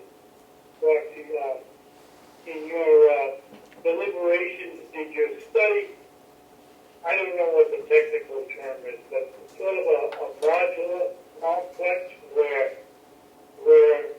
prints, construction could be shared and eliminating some of the cost of the prints? Obviously, the photography would be different, but any of the buildings the same, or could we have it so that we could have 2 units down here and 1 unit in Conway, and then if we had to add another unit, it would be exactly like the one that was there, and sort of utilize the prints that we've had all along for these buildings? How might be able to help answer the question, but my understanding that when Mountain View was built, it has, I'll let Howie finish that. Mountain View was designed to add on another wing. At the time, it was anticipated there would be a nursing wing and that everything would expand. So the front in the design would be, if it were to be here and attached to this building, pretty much essentially a mirror image of what we have, which should result in some unique spots. We wouldn't have to reinvent the wheel. Follow up, Madam Chairman? Yes, sir, David. That's not quite what I was asking. If we're going to design a new facility, can we design it in a package so that we could put maybe 2 packages in Ossipee and 1 package in Conway, and if now Conway wants to expand in 10 years, we could put another duplicate package of the 3 that we already have going up there and cost? I think we'd have to speak to an architect about that, but conceptually, I like your idea. And, Madam Chairman? Yes, sir. This is the question, Roxy, at the beginning of the program, I asked you how we could increase the size of the figures you gave us on the spreadsheets. In the top of one of these views, it says viewer options, and it says zoom with a pull-down menu, and you can increase the size of the chart so you can see it. I've got a small computer here. So if you go about 150%, you can see it clearly. Oh, thank you, David, for that. Thank you so much for that. Thank you. Great. I think the other thing you mentioned, Commissioner Batson, was about modular type building. And so certainly this performer is probably, on the high end, and it's not, it's not solid estimating, and we would certainly work hard to come up with as many cost savings as we could to get it below the $15 million. Thank you. And when I said modular, I didn't mean made in a factory in Florida. Oh, all right. I just meant one design would be a modular, and you could copy it 2 or 3 places. Sure. And I think that's certainly something that we could talk to the architect about and talk to Maryland's house about as well. Commissioner McCarthy has a question. Does that 15 million include everything that goes in each room? Is that included? Equipment? What is the question, Commissioner? Go ahead. She wanted to know if that included the rooms all furnished, all set up, ready to move into, the 15 million. So there is, in the budget, some furnishings. However, I think that for assisted living, the norm is that you bring your own bed and you bring your own chest of drawers and things like that. In memory care, it would be provided. And there is money in the budget for that. The answer is yes. I just wanted to ask. Damon Steer has a follow-up question. Well, what I was asking about really trying to get at is, you know, taxpayers are really hurting. A lot have lost their jobs. Does the county have the ability to afford $9 million, you know, at this present moment? Or $15 million when you talk about the interest and all that stuff? This would not even get to the budget until next year. Even the budget talks, discussions wouldn't happen until next year. And then so that 10-quarter countdown to revenue, that begins when the delegation of commissioners approve it, or when does that start? Good question. Johnny wants to know when the quarter countdown starts. Does that start when they start construction, or is that start when the budget's passed? So quarter one would be when you receive the bond. So you probably have some months before that will go on in order to achieve the bond. If the bonds are done, I'm trying to remember, I think the bonds are done on a quarter or semi-annual basis.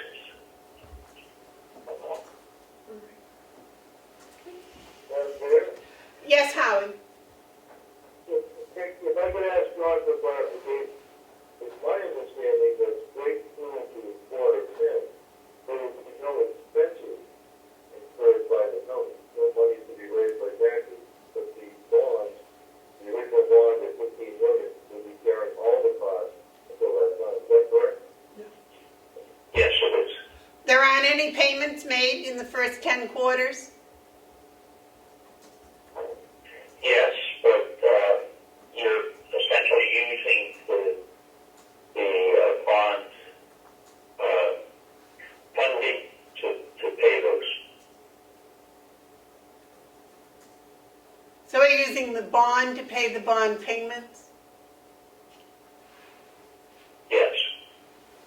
That was done that way because we understand that you don't want to use county money.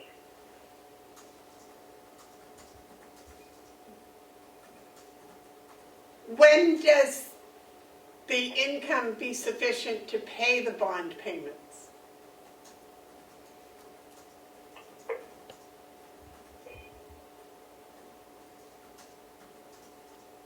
Excuse me, I had trouble getting to the button. I would roughly say the 12th to 13th quarter. So Then, about 3 years. okay, that's what I said. But at that time, it would be able to pay its own payment. Correct. And the 40,000 profit or cash flow would be above and beyond that payment? Yes, it would. Okay, thank you.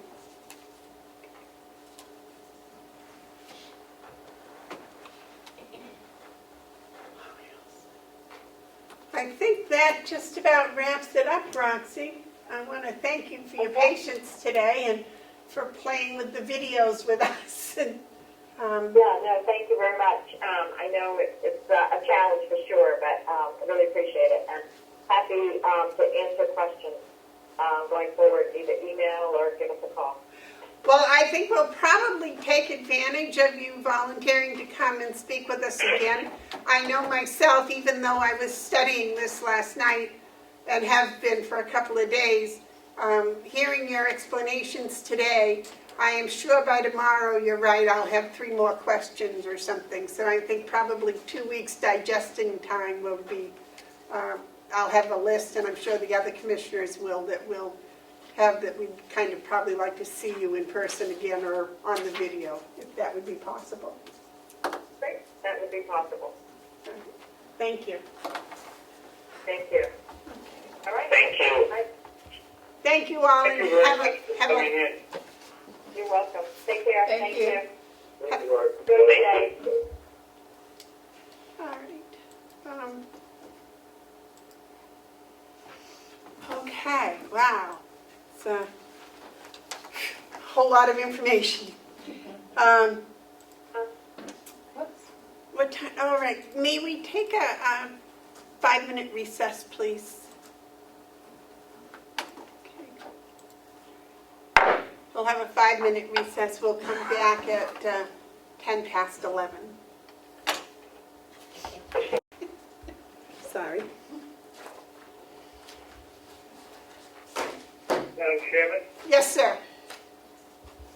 I just told Ed to tell Melissa, and now I can tell you. I went to that Monday meeting at 11:11, a Monday invitation, and it was for the department heads. It wasn't for this meeting. Yes. Bonnie had called it for department heads.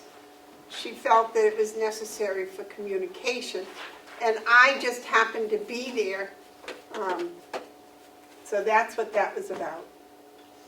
You're missing the point. I was asking when this meeting was posted as an invite, and the answer I was given was Monday at 11:11, and that one was the department head, not this call.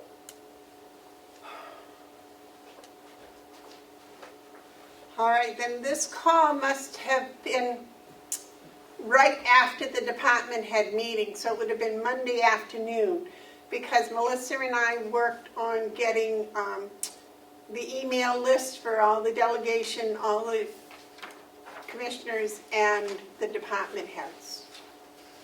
Okay. Well, it's probably me and my ineptitude with this thing, but I don't see any invitation to the Zoom. But I thought I got one. Okay, what I'll do is I will have Melissa get back to you on that. John, do you have some information? I received the invite for this meeting yesterday. John received his invite yesterday, David. Well, I can assure you, I didn't get one yesterday. Okay. Right, and I think John was, I hate to say this, but John might have been a kind of like an afterthought, because we had already done the commissioner list and the delegation list and the department head list, and I don't know why you weren't listed as a department head, so that would be good. Okay, I think recess is over. Just to wake everybody up in case.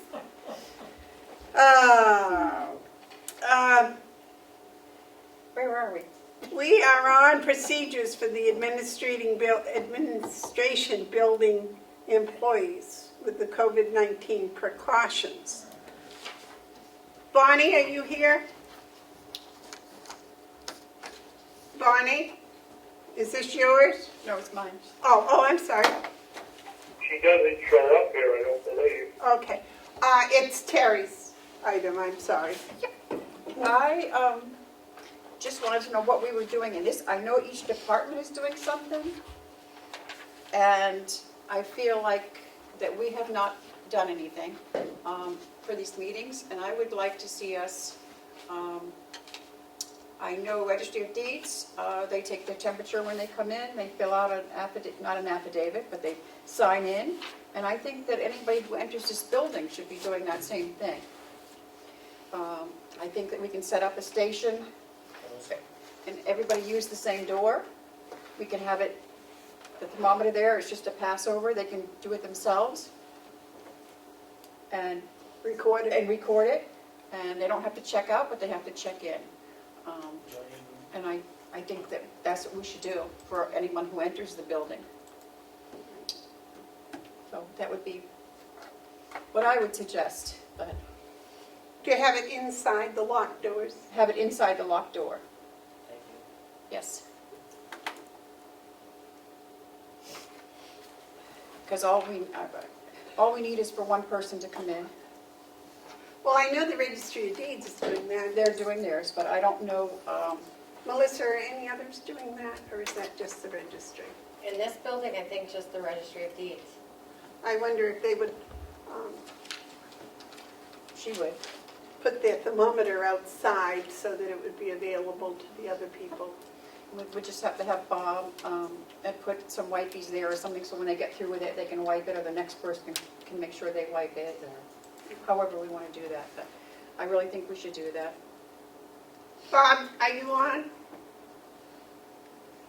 Bob, Yes, I'm here. did you hear that comment? Yes. Is Yes, that, I did. is that something that we can have a table or something down there to do that on? I'm sure we can come up with something, yes. All right. Does that sound all right with you, David?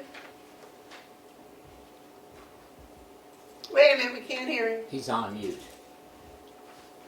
You muted David. I couldn't hear what Commissioner McCarthy said. Put a table out there with a thermometer. Yes, the Registry of Deeds has a thermometer that they test, you know, everybody takes their temperature when they go in the Registry of Deeds, and Terry was suggesting we have that out on a table so the other employees, other people that can get in here with their pass key would be able to take their own temperature and record it, and so there'd be, you know, everybody would be safe in here. And Bob said that he could come up with a table and some wipes to do that with. And we'd have to ask Melissa if she could check it every day or put out a new sheet each day or something. And she said she could. Does that sound all right? What happened? Go ahead, David. And what happens if somebody's temperature is not normal or doesn't appear to be normal or usually carries a normal temperature? How do we do that? It would seem to me that they would call, Can't hear you, Terry. I said it seems to me that they would maybe call Laura and say, or a commissioner, if there's one here, that my temperature is X and I need to go home. And I think, what's the, is it 100.4? Is the acceptable? Anything over that is not acceptable? How much, 100.4? I think so. I'll have to look it up. Yeah. John? I believe at 104, you're almost on your deathbed. No, 1.4. 100.4. Oh, 100.4. I was thinking you're saying 104. No, 100.4. Yeah, 104, you're almost delirious. Exactly. Madam Chair, maybe we could ask what the nursing home policy is with their sign-ins or the registers, if they already have something that they're following? Yes.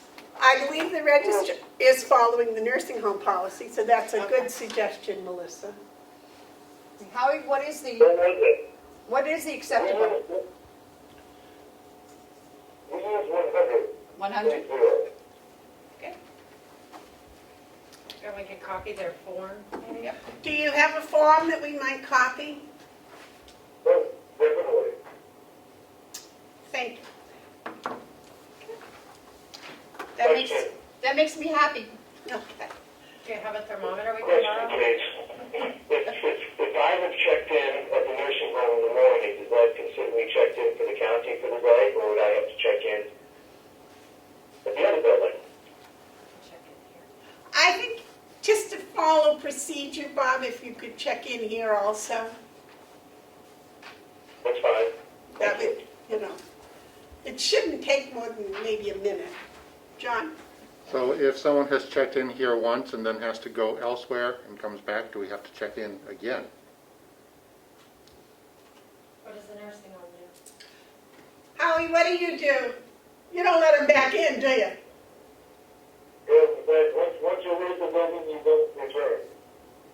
If you go to another building or another situation that is not considered safe, if you leave your sheet, you're going to return back, you need to check in again. I know it might be an imposition, but I just think if every department is doing it, but here, all we need is one person, and it could spread everywhere. So I just think that we should abide by all the rules and regulations that the other departments have set up. I think we should probably follow the strictest rules everywhere. Okay. All right, anything else on that? The commissioner assignments for the department heads That was my thought. We have 3 commissioners, and we have 7 department heads. And I know David's been calling department heads on a regular basis, and so have I. And I think sometimes we talk to the same person twice in one day, which is a little repetitive. So I was thinking maybe if we had, each commissioner could be assigned certain department heads that, we could check in with every day, or if the department head had a question, they could, have one particular commissioner to speak to that would be familiar with what happened to him yesterday and the day before, and not have to repeat the whole background. And then if one commissioner came up with information that should be shared, they could share it with the other 2 commissioners. That was just my suggestion.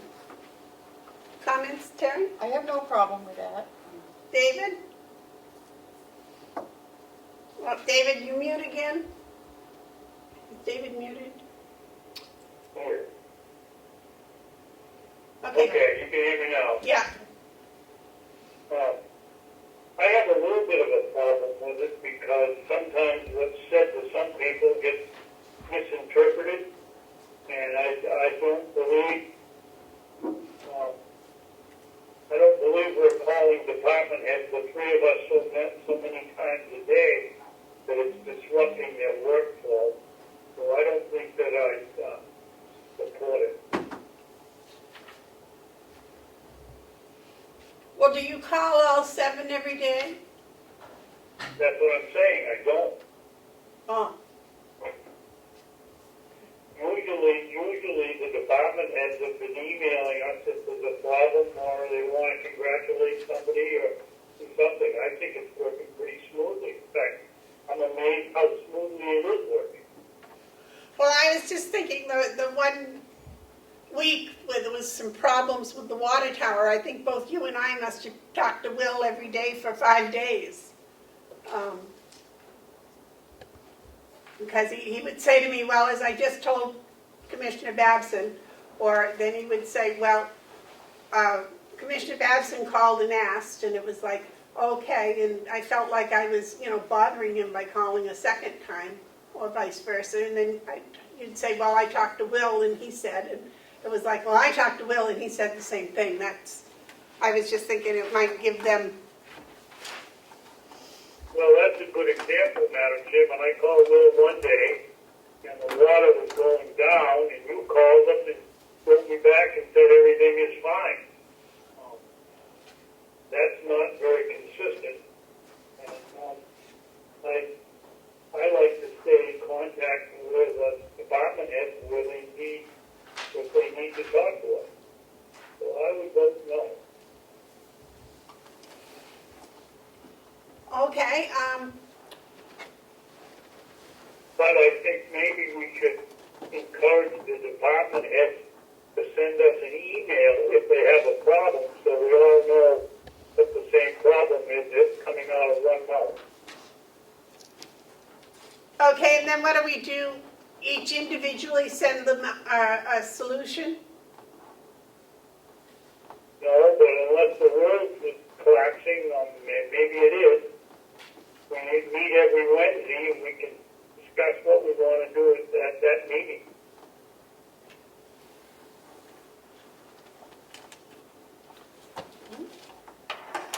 That would have been a long time for the water problem, I would have thought. But maybe not.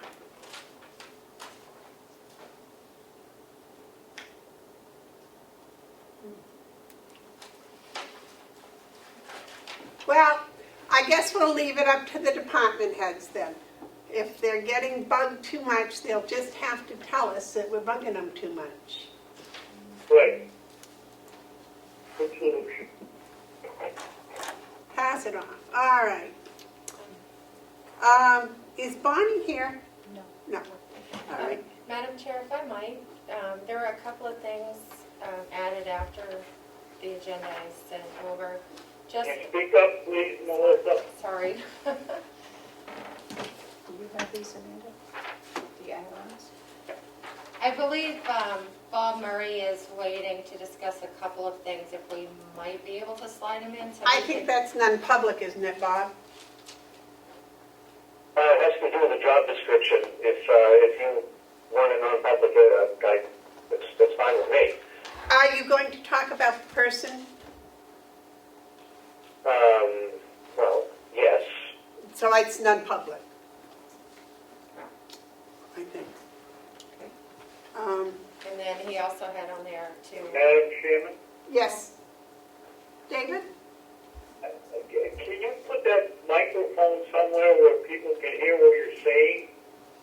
I didn't hear a word what Melissa said. Sorry. Do you want to Bob slide Murray, you asked him a question about the health. Well, I thought that because he's going to discuss an individual employee, that it should be non-public. Well, if I read my materials right, he's only proposing that the time frame of hiring a replacement for somebody that's retiring. Why is that not public? Because I thought he was going to talk about the person that was retiring.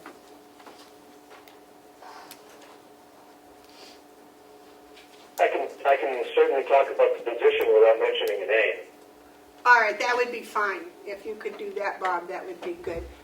We have the Okay. job description. You want to, we'll deal with that now, I guess. Yeah, absolutely. You all had a chance to read it, I hope. Thank you. So, we know who's retiring, and this is a pretty substantial position. And Jason and I have discussed, before the budget process, how we want to handle this, how we want to handle the transition. And we budgeted for, and it's been approved by both the commissioners and the delegation, that we're going to have a 2-month overlap in this position. For training. It's going to take somebody a couple of months to get their feet wet. And the person who holds that position now has a lot of information in his head, and we'd like to be able to pass that off. So you have the job description in front of you. I couldn't find the existing job description, so this is fresh. This is created based on what he currently does today, and what we'd like to see the job description handle in the future. There really aren't any changes. It's just it's been formalized. So, with your permission and your approval of this job description, I would like to start the process of looking for a replacement. Okay. Bob, are you certain that this job description wasn't on file? Couldn't find it.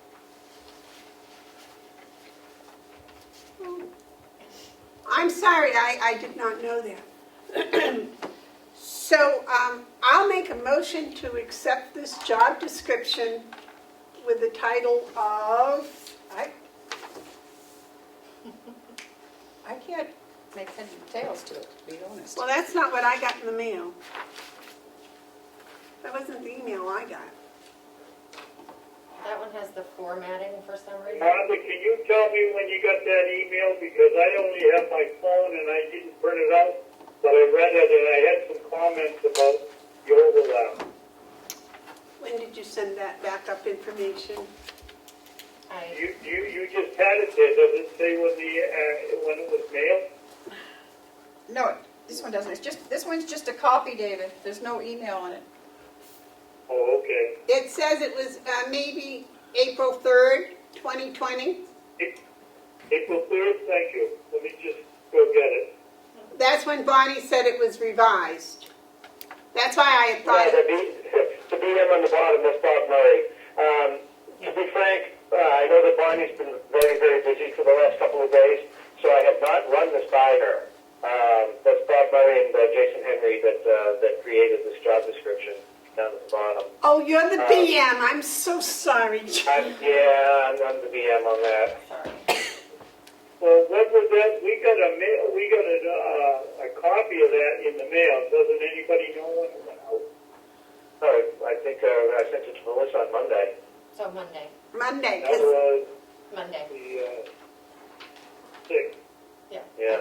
send it right out to the commissioners. Okay, so this doesn't look like this. Okay, here we go. Yeah. No. When it printed, it showed all the formatting changes that they did for some reason. So the one in your email is clean copied. Actually, when I printed it out twice and it came out just like this and I threw it away. Yeah, I don't know why it's printing like that, but not showing like that. Yeah. I'm sorry. No, it's not your fault. Did you find it, Okay, I David? got it now. I got it now. All right, what were your questions, David? It's just opening up the description now. Okay.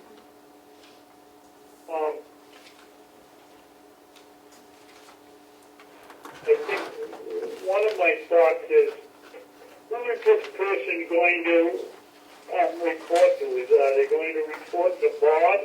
Or are they going to report to Jason? Or are Jason and Bob going to direct them themselves? It's going to be a joint supervisory between Jason and myself. And I thought reading it, we put a lot of responsibility on this individual watching inmates or keeping track of tools and everything else that they have to do over there. The current one had no problem. Do we expect that's going to be a big issue with a new one?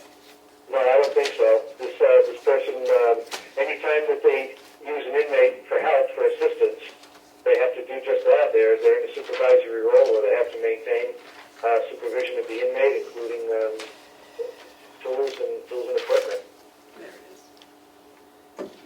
And they have to get a certification or something that they know how to do this? The jail has in-house training where they educate whoever is working with the inmates on the working relationship between staff and inmates. Okay, I got a couple other questions here. I'm trying to find them. My question, Bob, was they're going to be doing the mowing out around the building. Are they going to use inmates to do that with them? As far as the mowing, that's more of a question for Will and Jason. But it was in I know part of the job description. Yeah, it's in there. It's listed as the responsibility of this person because this person is going to be inside the gate where the inmates are. I don't know how far Will and his crew go with their ride-around lawnmower, but I know they don't go inside the gates. That's for sure. Well, in the past year, we've had the ladies, our guests from, I guess, Rockingham, someplace else, doing the mowing, and now if they're not coming with the Corona-19, who are we going to get to do it? It's either going to be wherever Will and his crew leave off is where the jail is responsible for taking over, and that'd be up to this maintenance person to get it done, whether he does it himself or uses inmates. Okay. I think, Bob, your question was getting this person to come to work soon because the other gentleman who's done a really good job is retiring. And I would encourage my two associates to vote to get somebody in as quick as we can because when you've got to learn the air handling, the heating, the ventilating, the electronics, everything over there, you're not going to learn it in a day. I believe we already voted to have them come in 2 months early. That's already been done. What needs to be done is this. I just thought it was an updated job description, but Bob has explained that it's a brand new job description, so that's why it needs to be approved by the commissioners. Okay. Is that right, Bob? That is correct. changed, Bob? You know, I have the new one, but I don't have the old one. I came up with a draft. I sent it to Jason for his review. He added his bits and pieces. And what you're looking at now is the combination of our two inputs. Okay. And that's what I was going to motion, that we accept with this job description. Okay, and I'll second it, Madam Chair. Okay, the motion's been made and seconded to accept this job description for the Maintenance Department of Corrections, Director of Maintenance Superintendent, Department of Corrections, Maintenance Worker number 2. Is there any other discussion? Yes. Yes, That David? was one of my questions. Who is maintenance number 1? But no, that's the level of maintenance. The maintenance one is, That was a level 2. How do you determine that, Bob? That was the question. basically experience. Somebody that comes in off the streets that knows what end of the hammer to hold is maintenance 1. But once they start knowing the aspects of their job and they can do their job fairly well unsupervised with a little direction, they can move up to a maintenance 2 level. And there's a maintenance 3 level where you actually have a skilled person, somebody with a license or certifications or a level of job experience that puts them above and beyond maintenance 1 and 2 workers. Maybe I'm old school, but I would have thought level 1 would be the highest and level 3 would be the beginner. It can be whatever way the commissioners want it, but this is the way that I've seen it structured. I don't know what it is in the industry. That's just my own thought. Is it an industry standard? As the number goes up, the skill level goes up? That's my experience, yes. Okay. Fine. Is there any more discussion? John? Just for the record, in my industry of IT, a level 1 tech would also be considered the entry-level technician. What's John's question, Madam Chairman? He said that in IT, a level 1 tech is a beginner. A level 2 tech is more experienced. Okay. Is there any more discussion? All those in favor, roll call, please. Commissioner Babson? Yes. Commissioner Bevard? Yes. Commissioner McCarthy? Yes, although I would have preferred to have a clean copy to read, but Well, I'll go along. and I suggest that we sign all the pages. There's nothing here to do that, but I am putting stuff in. And David, I don't know how we're going to get you to sign stuff. Do you want me to put it all? Now, if you're looking at mine doesn't break it down by pages in the email, but if that's what you're approving, you can use my rubber stamp. Okay. I'm not sure how that copy ended up to you with all the changes on it. The one that I printed out is clean. Mine And too. the one that I emailed I thought was clean. It looked clean. It looked clean, but it didn't print out that way. I'll have to check the settings on my computer, Yeah. Bob. Mine printed out clean, so. That's probably the my- one we're signing. I did add that where the mowing was, it was in the gate, inside the gate. Do you want that? You gotta put David's stamp. Yeah, I'll put David's stamp on it. Okay. Did you sign? Yep, I signed. Oh, I didn't sign that one. Oh, please, Yeah. put my initials. Well, Thank you. So am I under the understanding that this is approved and I may start searching for a replacement? right, and it's my understanding that you can hire the person 2 months before the retirement date for the current. Yeah, but I have to start looking now. Yeah. Yes. Madam Chairman? Yes, sir. Madam Chairman? Yes, sir. I'm looking down, I'm just scrolling down and coming across some of the things I had a question on. Bob, you are an excellent plumber. What about, why only 1 year of electrical experience?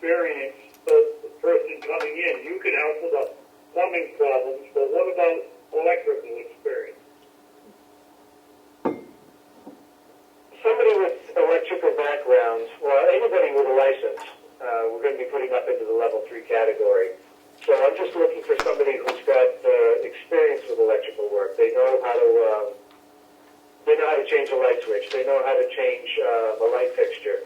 They can handle basic repair tasks. I'm not looking for somebody that can install. It's very rarely that we have to have an installation done, and if that's the case, then I'll sub that out to a local electrician. Yeah, you have to have a electrician to do it anyway, don't you? That's correct. Okay, thank you. Thank you, Bob. Bob, you're also, want a speakerphone or a speaker or something?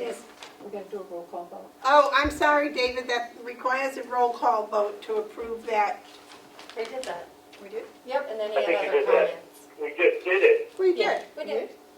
Well, I don't know. Yeah, we did. I thought we were quite efficient here, but Yeah. we're getting better. That's okay. But I did want to, Bob and John want a conference phone because this phone isn't we need the phone like the nursing home has that we were using. Yeah, and just if I can clarify, it's a speakerphone as opposed to a conference phone. It's a high quality speakerphone, much better than what we're messing with today. I mean, everybody's having difficulties hearing with it. The speakerphone that you've been using for the last couple of weeks belongs to Mountain View, and the nursing staff needed it today, so that's why it disappeared.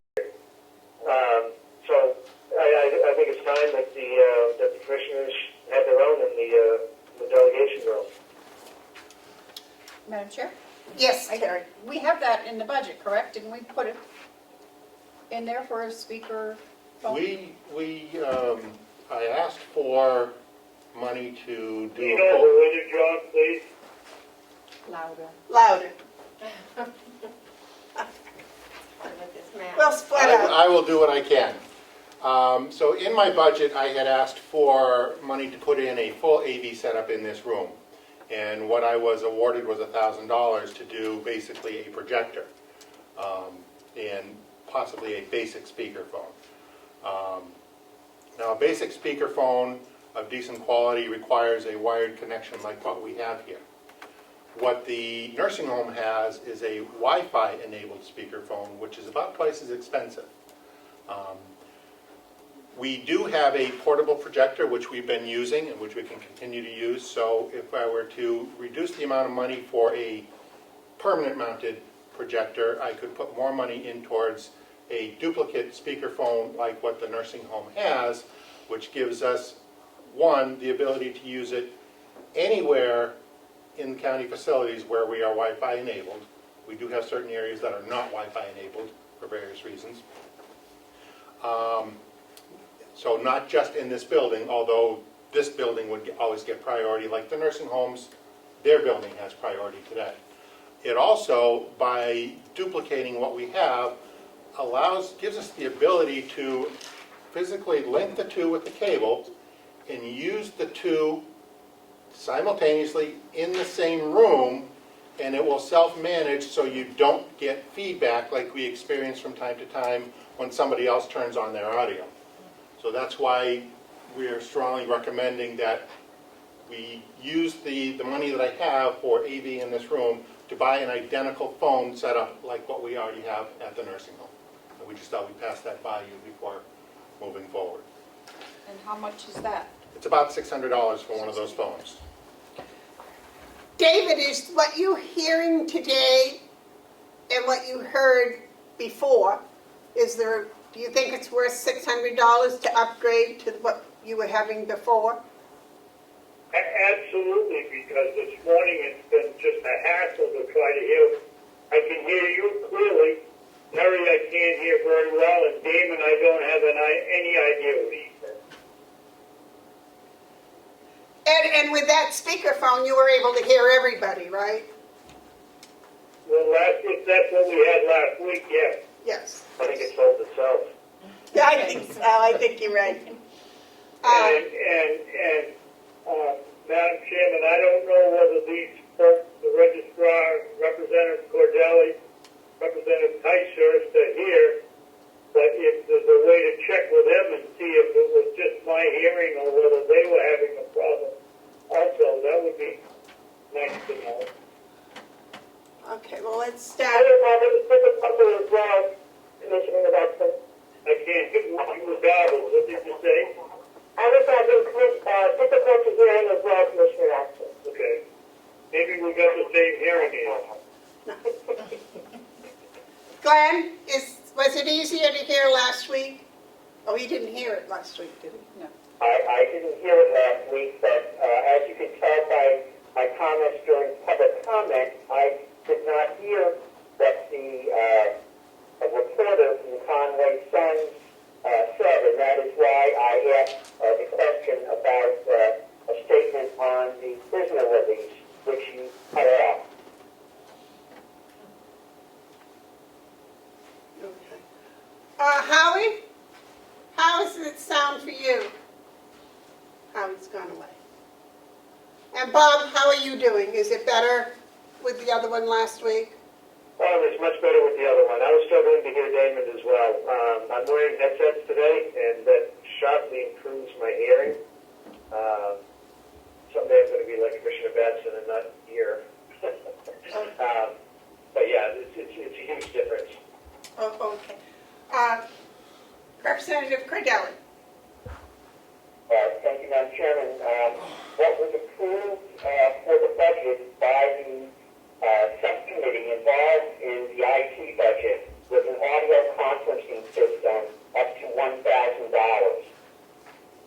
I think that's consistent with what we're trying to do here today. I would say an audio conferencing system is an audio conferencing system, not a speakerphone. But we use it for the audio conference. Can someone dial in and ask questions during public comments via speakerphone? The better way to do that is to use something similar to what we're using today, where we actually dial into a hub. The speakerphones are limited. I've successfully placed 2 phone calls on the one speakerphone, but I haven't been able to place any more than 2. So to call it a conference phone, I wouldn't go that far, but it works much better calling it something similar to what we're doing today.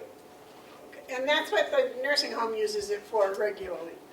John, question? Comment? Just a comment. If we try and host the audio ourselves, we are limited to, I believe, up to 5 calls at any one time. By utilizing the conference system, Zoom, or any of the others that are out there, they are hosting the audio, we are tying into it, and that gives us up to 100 people who can participate. So I would think, unless we have a very closed meeting scheduled, we would continue to use the Zoom, which we could do even audio only if that's what we so choose, but gives as many people as we desire the ability to participate. I concur. You want to make a motion? Is that what I have to do? Okay. We We don't have to, do we have to make a motion? Because it's in his budget. He I can- can't hear you, Madam Chair. Do we have to make a motion? I thought they were just telling No, us. I don't think we do. This is more informational, Right. getting information. If you say yes, great, we're going to do it. If no, we won't do it. But I don't think it's voting. Yeah, I don't think I- so. It's your option how to spend the money, you and John. It's your money. Okay. That's what we're going to do. We're going to get a speakerphone, just like the other one. Okay, you agree with that, David? Yes. Yes. Okay, I think we're all in support of that. Thank you. Thank you. All right. Anything else for me before I sign off? No, thank you very much for all of your patience today. Both of you and John, your help with getting all of this, and Melissa's getting to be a super expert, so. So that brings us up Thank you. to our executive coordinator update. Change your role from tech to, Difficult that he can't hear. I don't have a written report. Just the last week has been spent, actually I took several online classes to learn more about Zoom and how to make that work. Again, just settling in. spent more time cleaning out the office and dispersing materials to the various people who I think should be in custody of those documents. Madam Chairman? Yes. Madam Chairman? Yes. It just isn't working. I can't hear a word what she said. Okay, well, you'll have to speak up and yell. We'll rotate around here a little. Commissioner Babson, I was just saying that this week I spent cleaning out more of the office and distributing documents to the various departments where they should go. Spent a lot of time working with the various department heads putting together today's agenda and the materials. Took some online webinar trainings to learn how to better utilize Zoom, and just business as usual. At least it's becoming that in my third week. And a lot of times sanitizing things. And I do want to add that she was very helpful in helping set up the meeting on Monday, that getting the Zoom and working on getting the speaker working and all of that, so. Yep, and we did have 2 department head meetings since the commissioners last met, and I think those went along okay. We're now having 20-minute meetings every Monday at 10, just so during this time of heightened, not security, but during this pandemic time, just touching base with all the department heads and see what their status is, any concerns, and also any of their needs. But those went well, getting lots of practice with Zoom, and it's very helpful. Did you have any questions for me? Can you hear me? Yes. Yes. Okay, do. okay. It makes a great deal of difference when you sit there in front of the microphone. I can hear you very clearly. Okay, My good. question is, Melissa, what is the deadline that you have to have to invite for a Zoom meeting? A day, 2 days, 3 days, a minute, 2 minutes? How much time do you need in advance, or do they tell you have to have? Oh, Zoom can do it Because my instantly. question is, can we set it up that from Monday to, at noontime to 4 o'clock, we will publish the invite for Zoom so everybody knows what time it's going to be and gets their invitation? I looked up, you told me 11, Monday, whatever Monday was, at 11:11, and that was the department head one. I didn't get an invitation at all. Oh, okay. All right, so we'll just, We set it up so that Monday afternoon, we'll get our invitation, or however you want to work it. so, one thing we have the opportunity to do is set up a recurring meeting. So, I can set that up today so that the Monday meetings and the Wednesday commissioners meetings just automatically notify people, and I'm pretty sure I can set how far in advance the invitation goes out, so I might do like 72 hours before, so that everyone gets an advanced invitation. Does that answer that? Yeah, but I'd rather have it on, well, if you're going to do the department heads and the commissioners at the same time, it would have to be 72, but if you were going to do it just for the commissioners, Monday is plenty enough time. I get so many emails, I got to go hunting for a Zoom invitation. If it's on Monday, it cuts down the ones I have to go to. Okay, and also, we're working on having the agenda published every Friday now. So there's plenty of advance notice before the commissioners meeting, and as part of the agenda, it will include the information for anyone who would like to join in on the Zoom. So that's another way, and we're working with Civic Plus to learn how to do the banners or some other, catchy announcement on the front page of the county website as well. I know that was an issue this time, that how did the public know how to join today? So we're working on that as well. Melissa, why don't you, I was going to do that on the commissioner's comments, but when Representative Cordelli wrote in and questioned where it was, and Amanda said it was going to be on the front page, I went looking for it and you couldn't find it. It was a treasure hunt.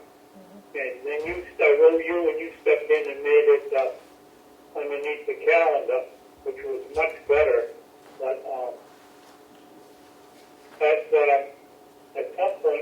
put it on a banner where people can see it, and they're not spending a lifetime hunting around for information. Okay. David, I was thinking that if she's publishing the agenda at noontime on Friday, at the same time, she could send those invitations out. Okay. Does that sound? Just as long as it's on the same day every week, so we know where to go look for it if we want to find out. So let's choose Fridays. On Fridays, look for Zoom invitations. At noon. Okay? We can do that, unless, of course, there was an emergency meeting, but that would be a special circumstance. But, yep, I can do that Fridays. Thank you. You're welcome. Melissa, thank you for your report and thank you for all you've done. You're welcome. And helping get through Monday and. All right. Thank you for your share. On Hale's location, Joe, do we have anything? Yes, we do. Now you got to turn the phone around, Madam Chairman. Okay. Joe? Thank you. All right, on Hale's location, Joe has some Go up there. stuff. Come down here. How close do I gotta get? Right to the phone? Well, I don't know, if you stand over there and yell, see if David can hear you. Oh, I can move, so. David, can you hear me? If you yell like you just did, yeah. Okay. Hale's location. There has been a couple of occasions where Denise has registered online for classes, which unfortunately have been postponed due to the situation. But in part of that process, she has to provide them with either a credit card or a debit card. There's no way for her to cut a check and send it in. Given the current policy with credit cards, I'm not sure how the selectmen of Hale's location would like to handle that.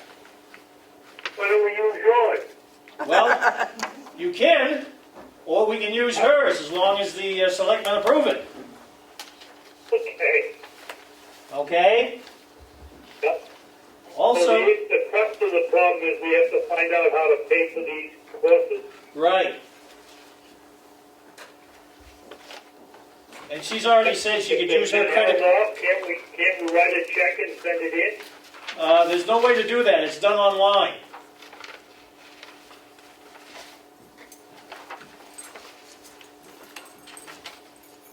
She has said that she would use her credit card. I don't have a problem for the courses, but again, I want to make sure that the commissioners are okay with it. Well, this is certainly a different set of circumstances. I would guess that I would support having her use her own credit card and then reimbursing them. It's not going to happen that often. That's correct. That's correct. So I don't know if we need that in the form of a vote or not, but I do want it on record. You want to make a motion to that effect, David? Yeah, I'll make a motion that we allow the assistant at Hale's location to use her personal credit card on this occasion only to cover two website courses, and we reimburse her. I'll second. Motion's been made and seconded. Is there any more discussion? Okay, roll call vote, please. All those in favor. Dave Babson? Yes, Commissioner McCarthy? Yes. Commissioner Bivard? Yes. Okay, anything else, Joe? Yes, the next thing is, in talking with Denise up there, she needs a signed copy from the delegation's minutes using that new approved budget for Hale's location. And she's got to submit that, I believe, to DRA. Why don't you relate that to Melissa and she'll get you a copy of the signed minutes. Okay, good. Okay. Anything else? I was just handed some bills from Avatar Associates of New England for software invoices. I thought that these were paid, but I will confirm again. Please. One is for $748 for software billing for 2020 tax collecting software. The other is appraisal software billing for the same period for $717. I also received a bill here from Freiburg Academy for the one student for the $17,900. And again, I thought all three of these were paid, but I will confirm these. Please. I don't know why I have them. Okay. That's all I have I for mean, him. this is ridiculous. Freiburg Academy is doing us a favor, and this is about the third letter we got to say, when are we going to pay them? I I think believe it's about that. time we pay them, isn't it? I believe that was paid, David, but I don't know I why thought it was too. I thought it was too, Amanda. So Joe As can I- check, and he'll check and make sure. As I said, Commissioner Babson, I was just handed these, so I will confirm them. I do believe they are paid, but I will confirm this. Okay, will you let us know next week? I certainly will. Thank you. That's all I have for Hales. Okay, well, David, we got a letter from the government. They want the $600 they send to Hales. They send it to us for Hales for their educational department.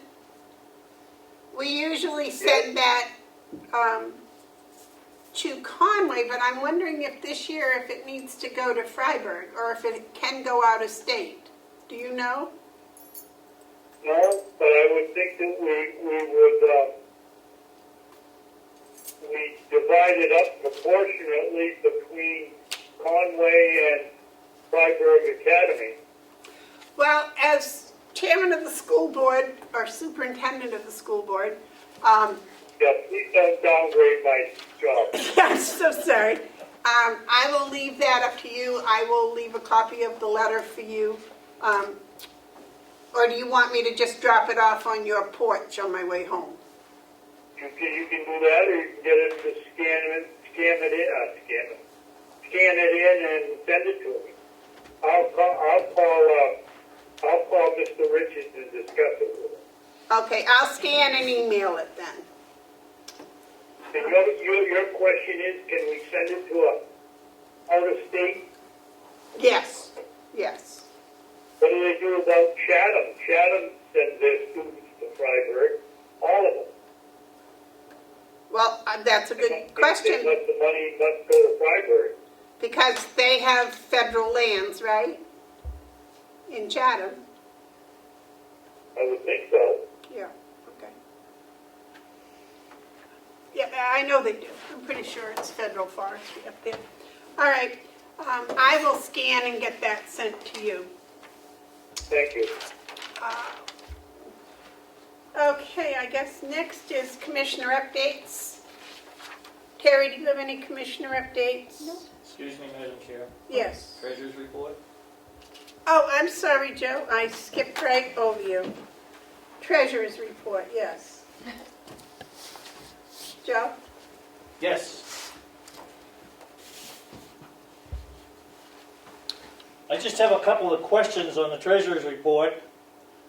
I know that everybody's been extremely busy with a lot going on, but I'm curious as to, I believe the commissioners voted to have the manifest put on the website each week, Yes? and I don't believe that's happened yet. Okay.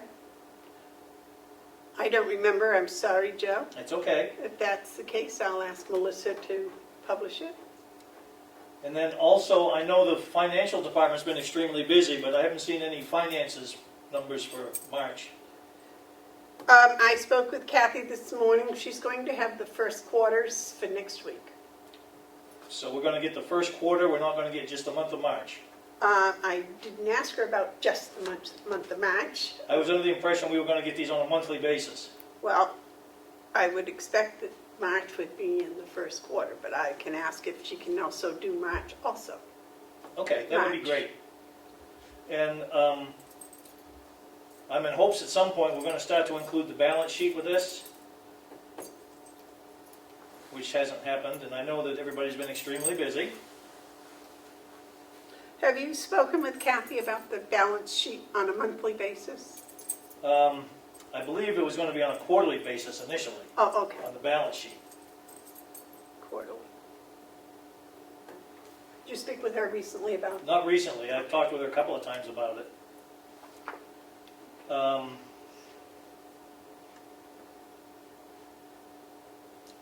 The funding is all set, as far as I know, for the the tax anticipation note. So I think we can draw on that at any point in time that it's needed, so.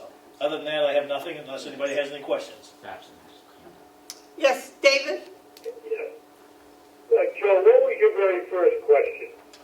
Very first question had to do with posting of the manifest on the website. Oh, yeah, okay. Are you expecting to get just that figure that you give us every week? Or do you want a copy of every check thing that we sign? I think there's a manifest that lists everything, including the check number, who it's paid to, and the amount, and that's what I'm looking to have put on the website. Okay, so you want the full report, not just Right, the figure. right. That gives a transparency to the taxpayers if they want it, The total. the totals. Actually, it shows each check each week Yeah. with the total. After the commissioners sign it? That's correct, after the commissioners have signed it. All right. I have access. All you gotta do is bug us so we remember. Remember. Okay. Is that it, Joe? That's it, unless there's any questions. Point of information, Madam Chair. Yes, Ed. Does the coordinator have access now I was just going to ask that. To what? to access the website? Well, that's What is the question? whether Melissa has actually gotten full access to Civics Plus. And I do not believe that has quite occurred, and I was going to speak with her about how to go about doing that. Madam Chairman? Yes? Yes, David? Skipping right down to Commissioner's comments, that was my only one. We gave Melissa permission to have access to the website, I think 2, 3, 4 weeks ago. Last That hasn't been Wednesday. done.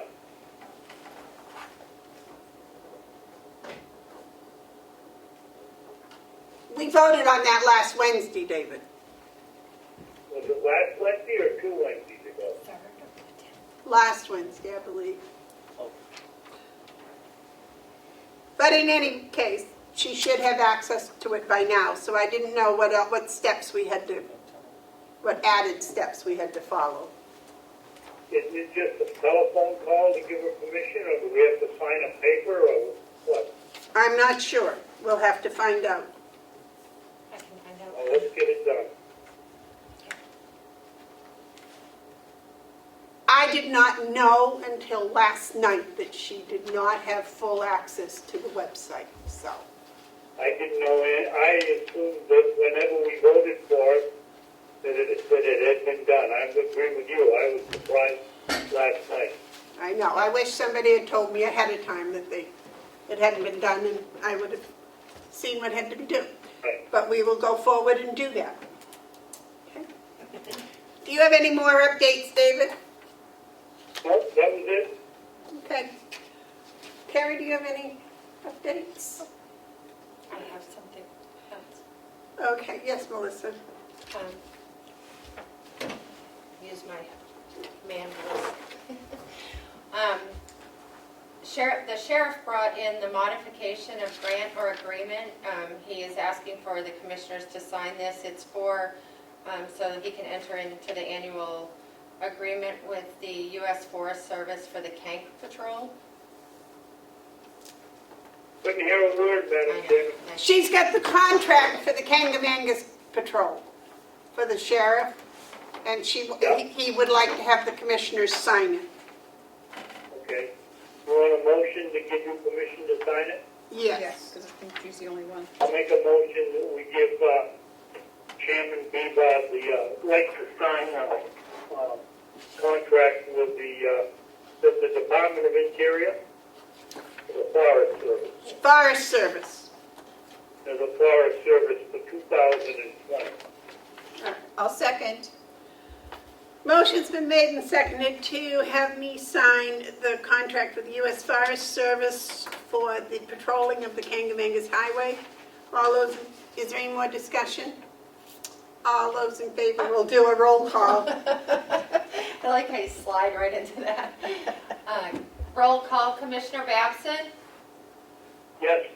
Commissioner Bevard, Yes. Commissioner McCarthy. Yes, Thank you. And I certainly will. if you want to announce that. The what? It's the manifesto for last week. Okay, the manifest total for the week of April 1st, April 3rd. Third. April 3rd, I'm sorry, 2020 was $53,165.10.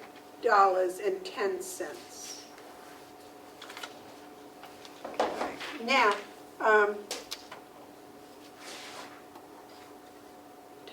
okay. We're going to do something a little different. We're going to do media questions and public input before we go into non-public. That way, if people wish to leave, they don't have to wait for however long it takes us to do non-public. So at this time, are there any media questions? Okay. Is there any public input? Glenn Cordelli, please. Thank you, Chairman. I guess I should not be surprised, but I'm not only shocked, I'm not only surprised but shocked as well, that the commissioners would actually approve a job description that hadn't even been reviewed by Human Resources. Thank you. Is there any other public input?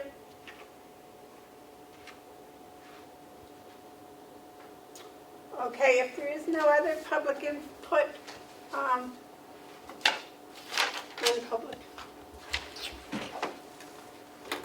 Where is the card to read us into non-public? Okay. Okay. I make a motion to enter non-public session. RSA 91-A:3(2)C.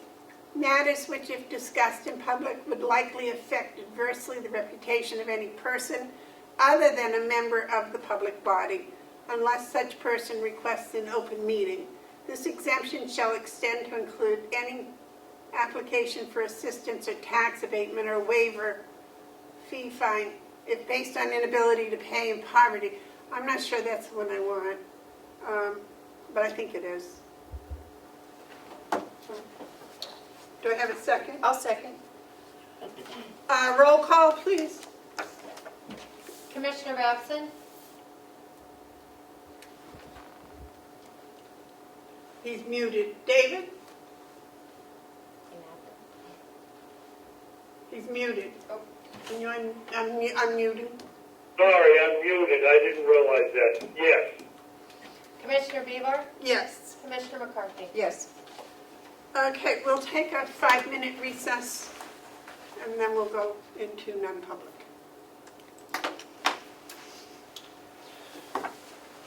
Do you need any of these people for non-public? What do I need for non-public?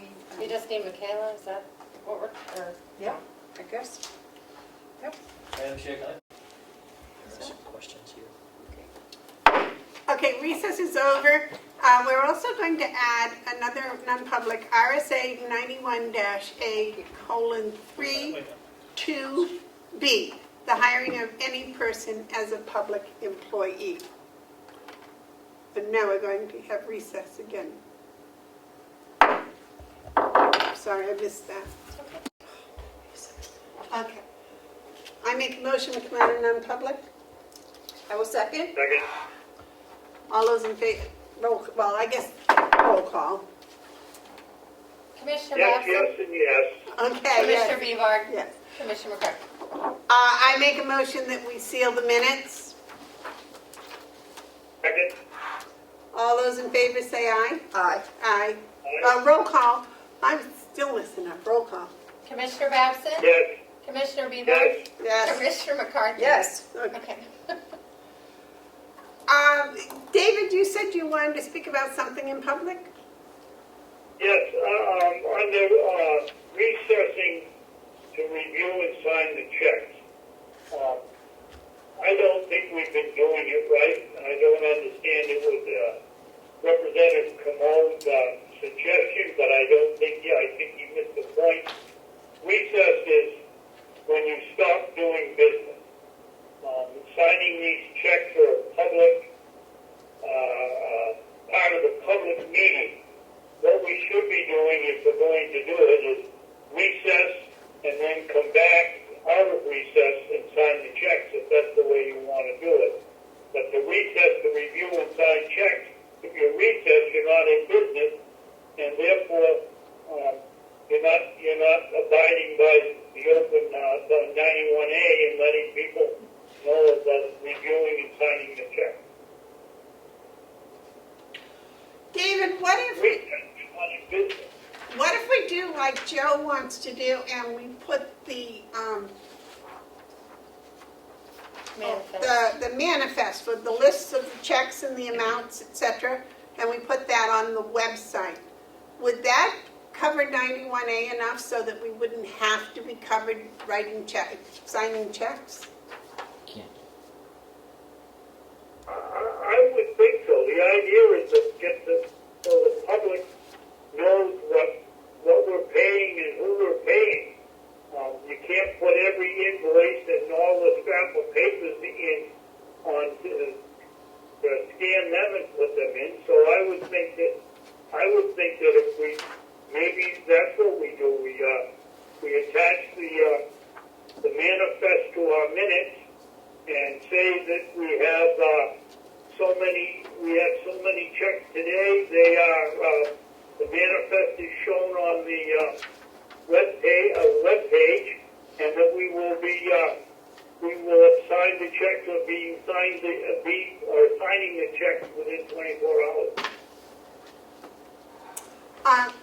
Representative, come on. We certainly shouldn't be recessing to do it because we're not in business, Okay. and it's public.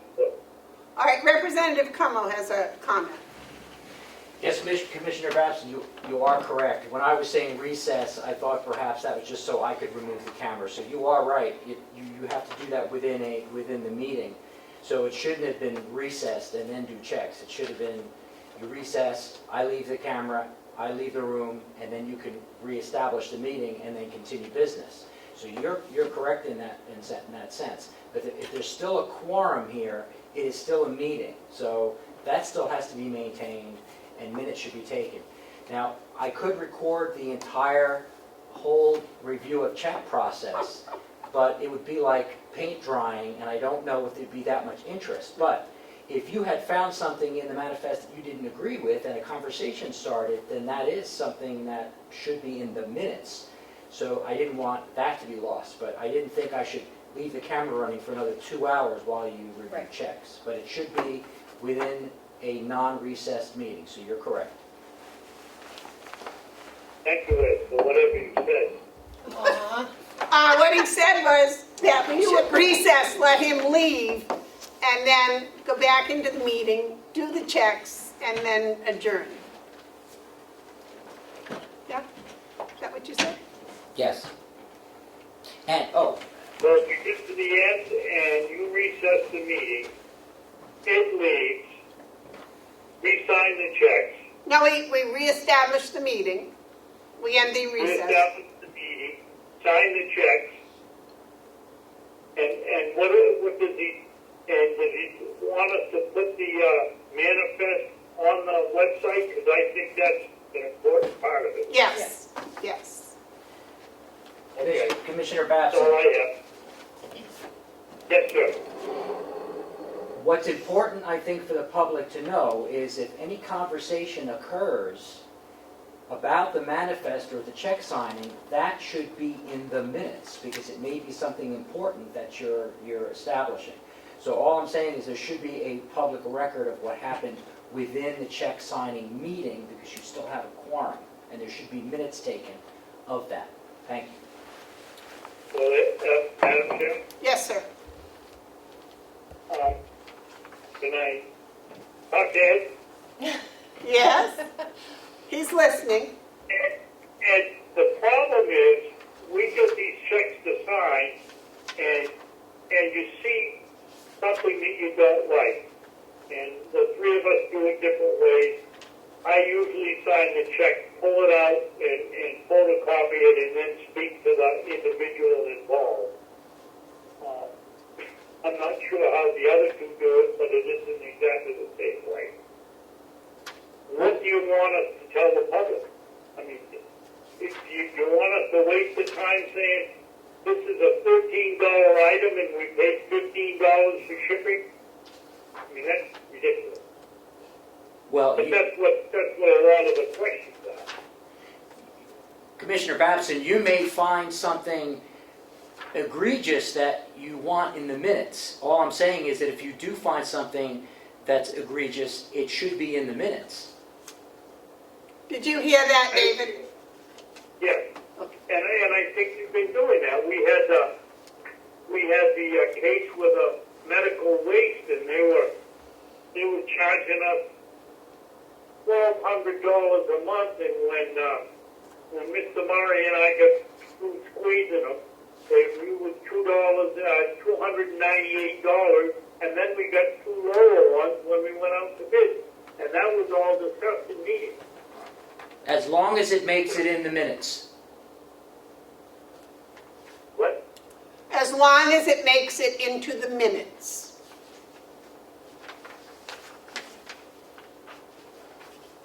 That's the problem.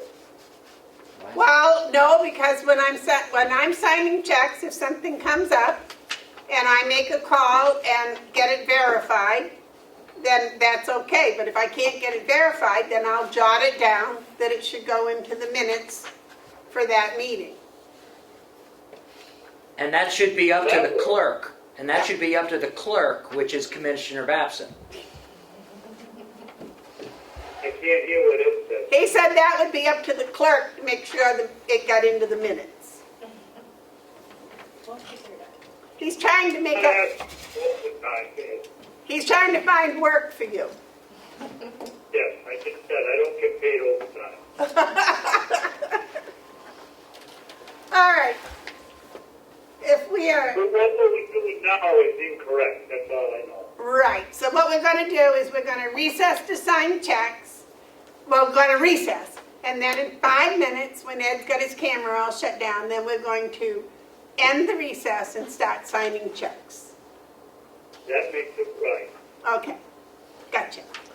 All right, so I'll say that we're going to recess to sign checks. No, you're going to recess. We're going to recess, right. And then come out of recess to then do checks. Then you will sign the check. Right, okay, so we're going to recess. And if you'd like... What? Go ahead, excuse me, I interrupted you, go ahead. I was going to say, if you want to go have your lunch, you may do that now. How about supper? Okay, sounds good. I haven't even had breakfast, so I'm doing good. Amanda, who are we going to tell now to make sure that this week's manifest gets on the website? I think what I'll do is when we're done signing checks, I'll take a copy of it to Melissa and have her photocopy it on my way to the office to leave off the checks. Okay, and then she can post it. Right. Is that going to be a big deal? Are we going to have to put a new category on our website of manifests? Or I'd make sure that it's very clear to everybody what it is. Manifest A or I think it would be right in the minutes. The April 8 minutes, the last thing in the minutes would be a copy of the manifest. Yeah, but aren't we gonna put it on the website? I thought that's what Well, we were gonna yes, do. but our minutes go on the website too. Oh, okay, all right, yeah. I didn't think about that. Yeah, you're right, you're right. That works for now. Okay. And then we'll see when Melissa gets the website readjusted, okay? Yep. All right. So,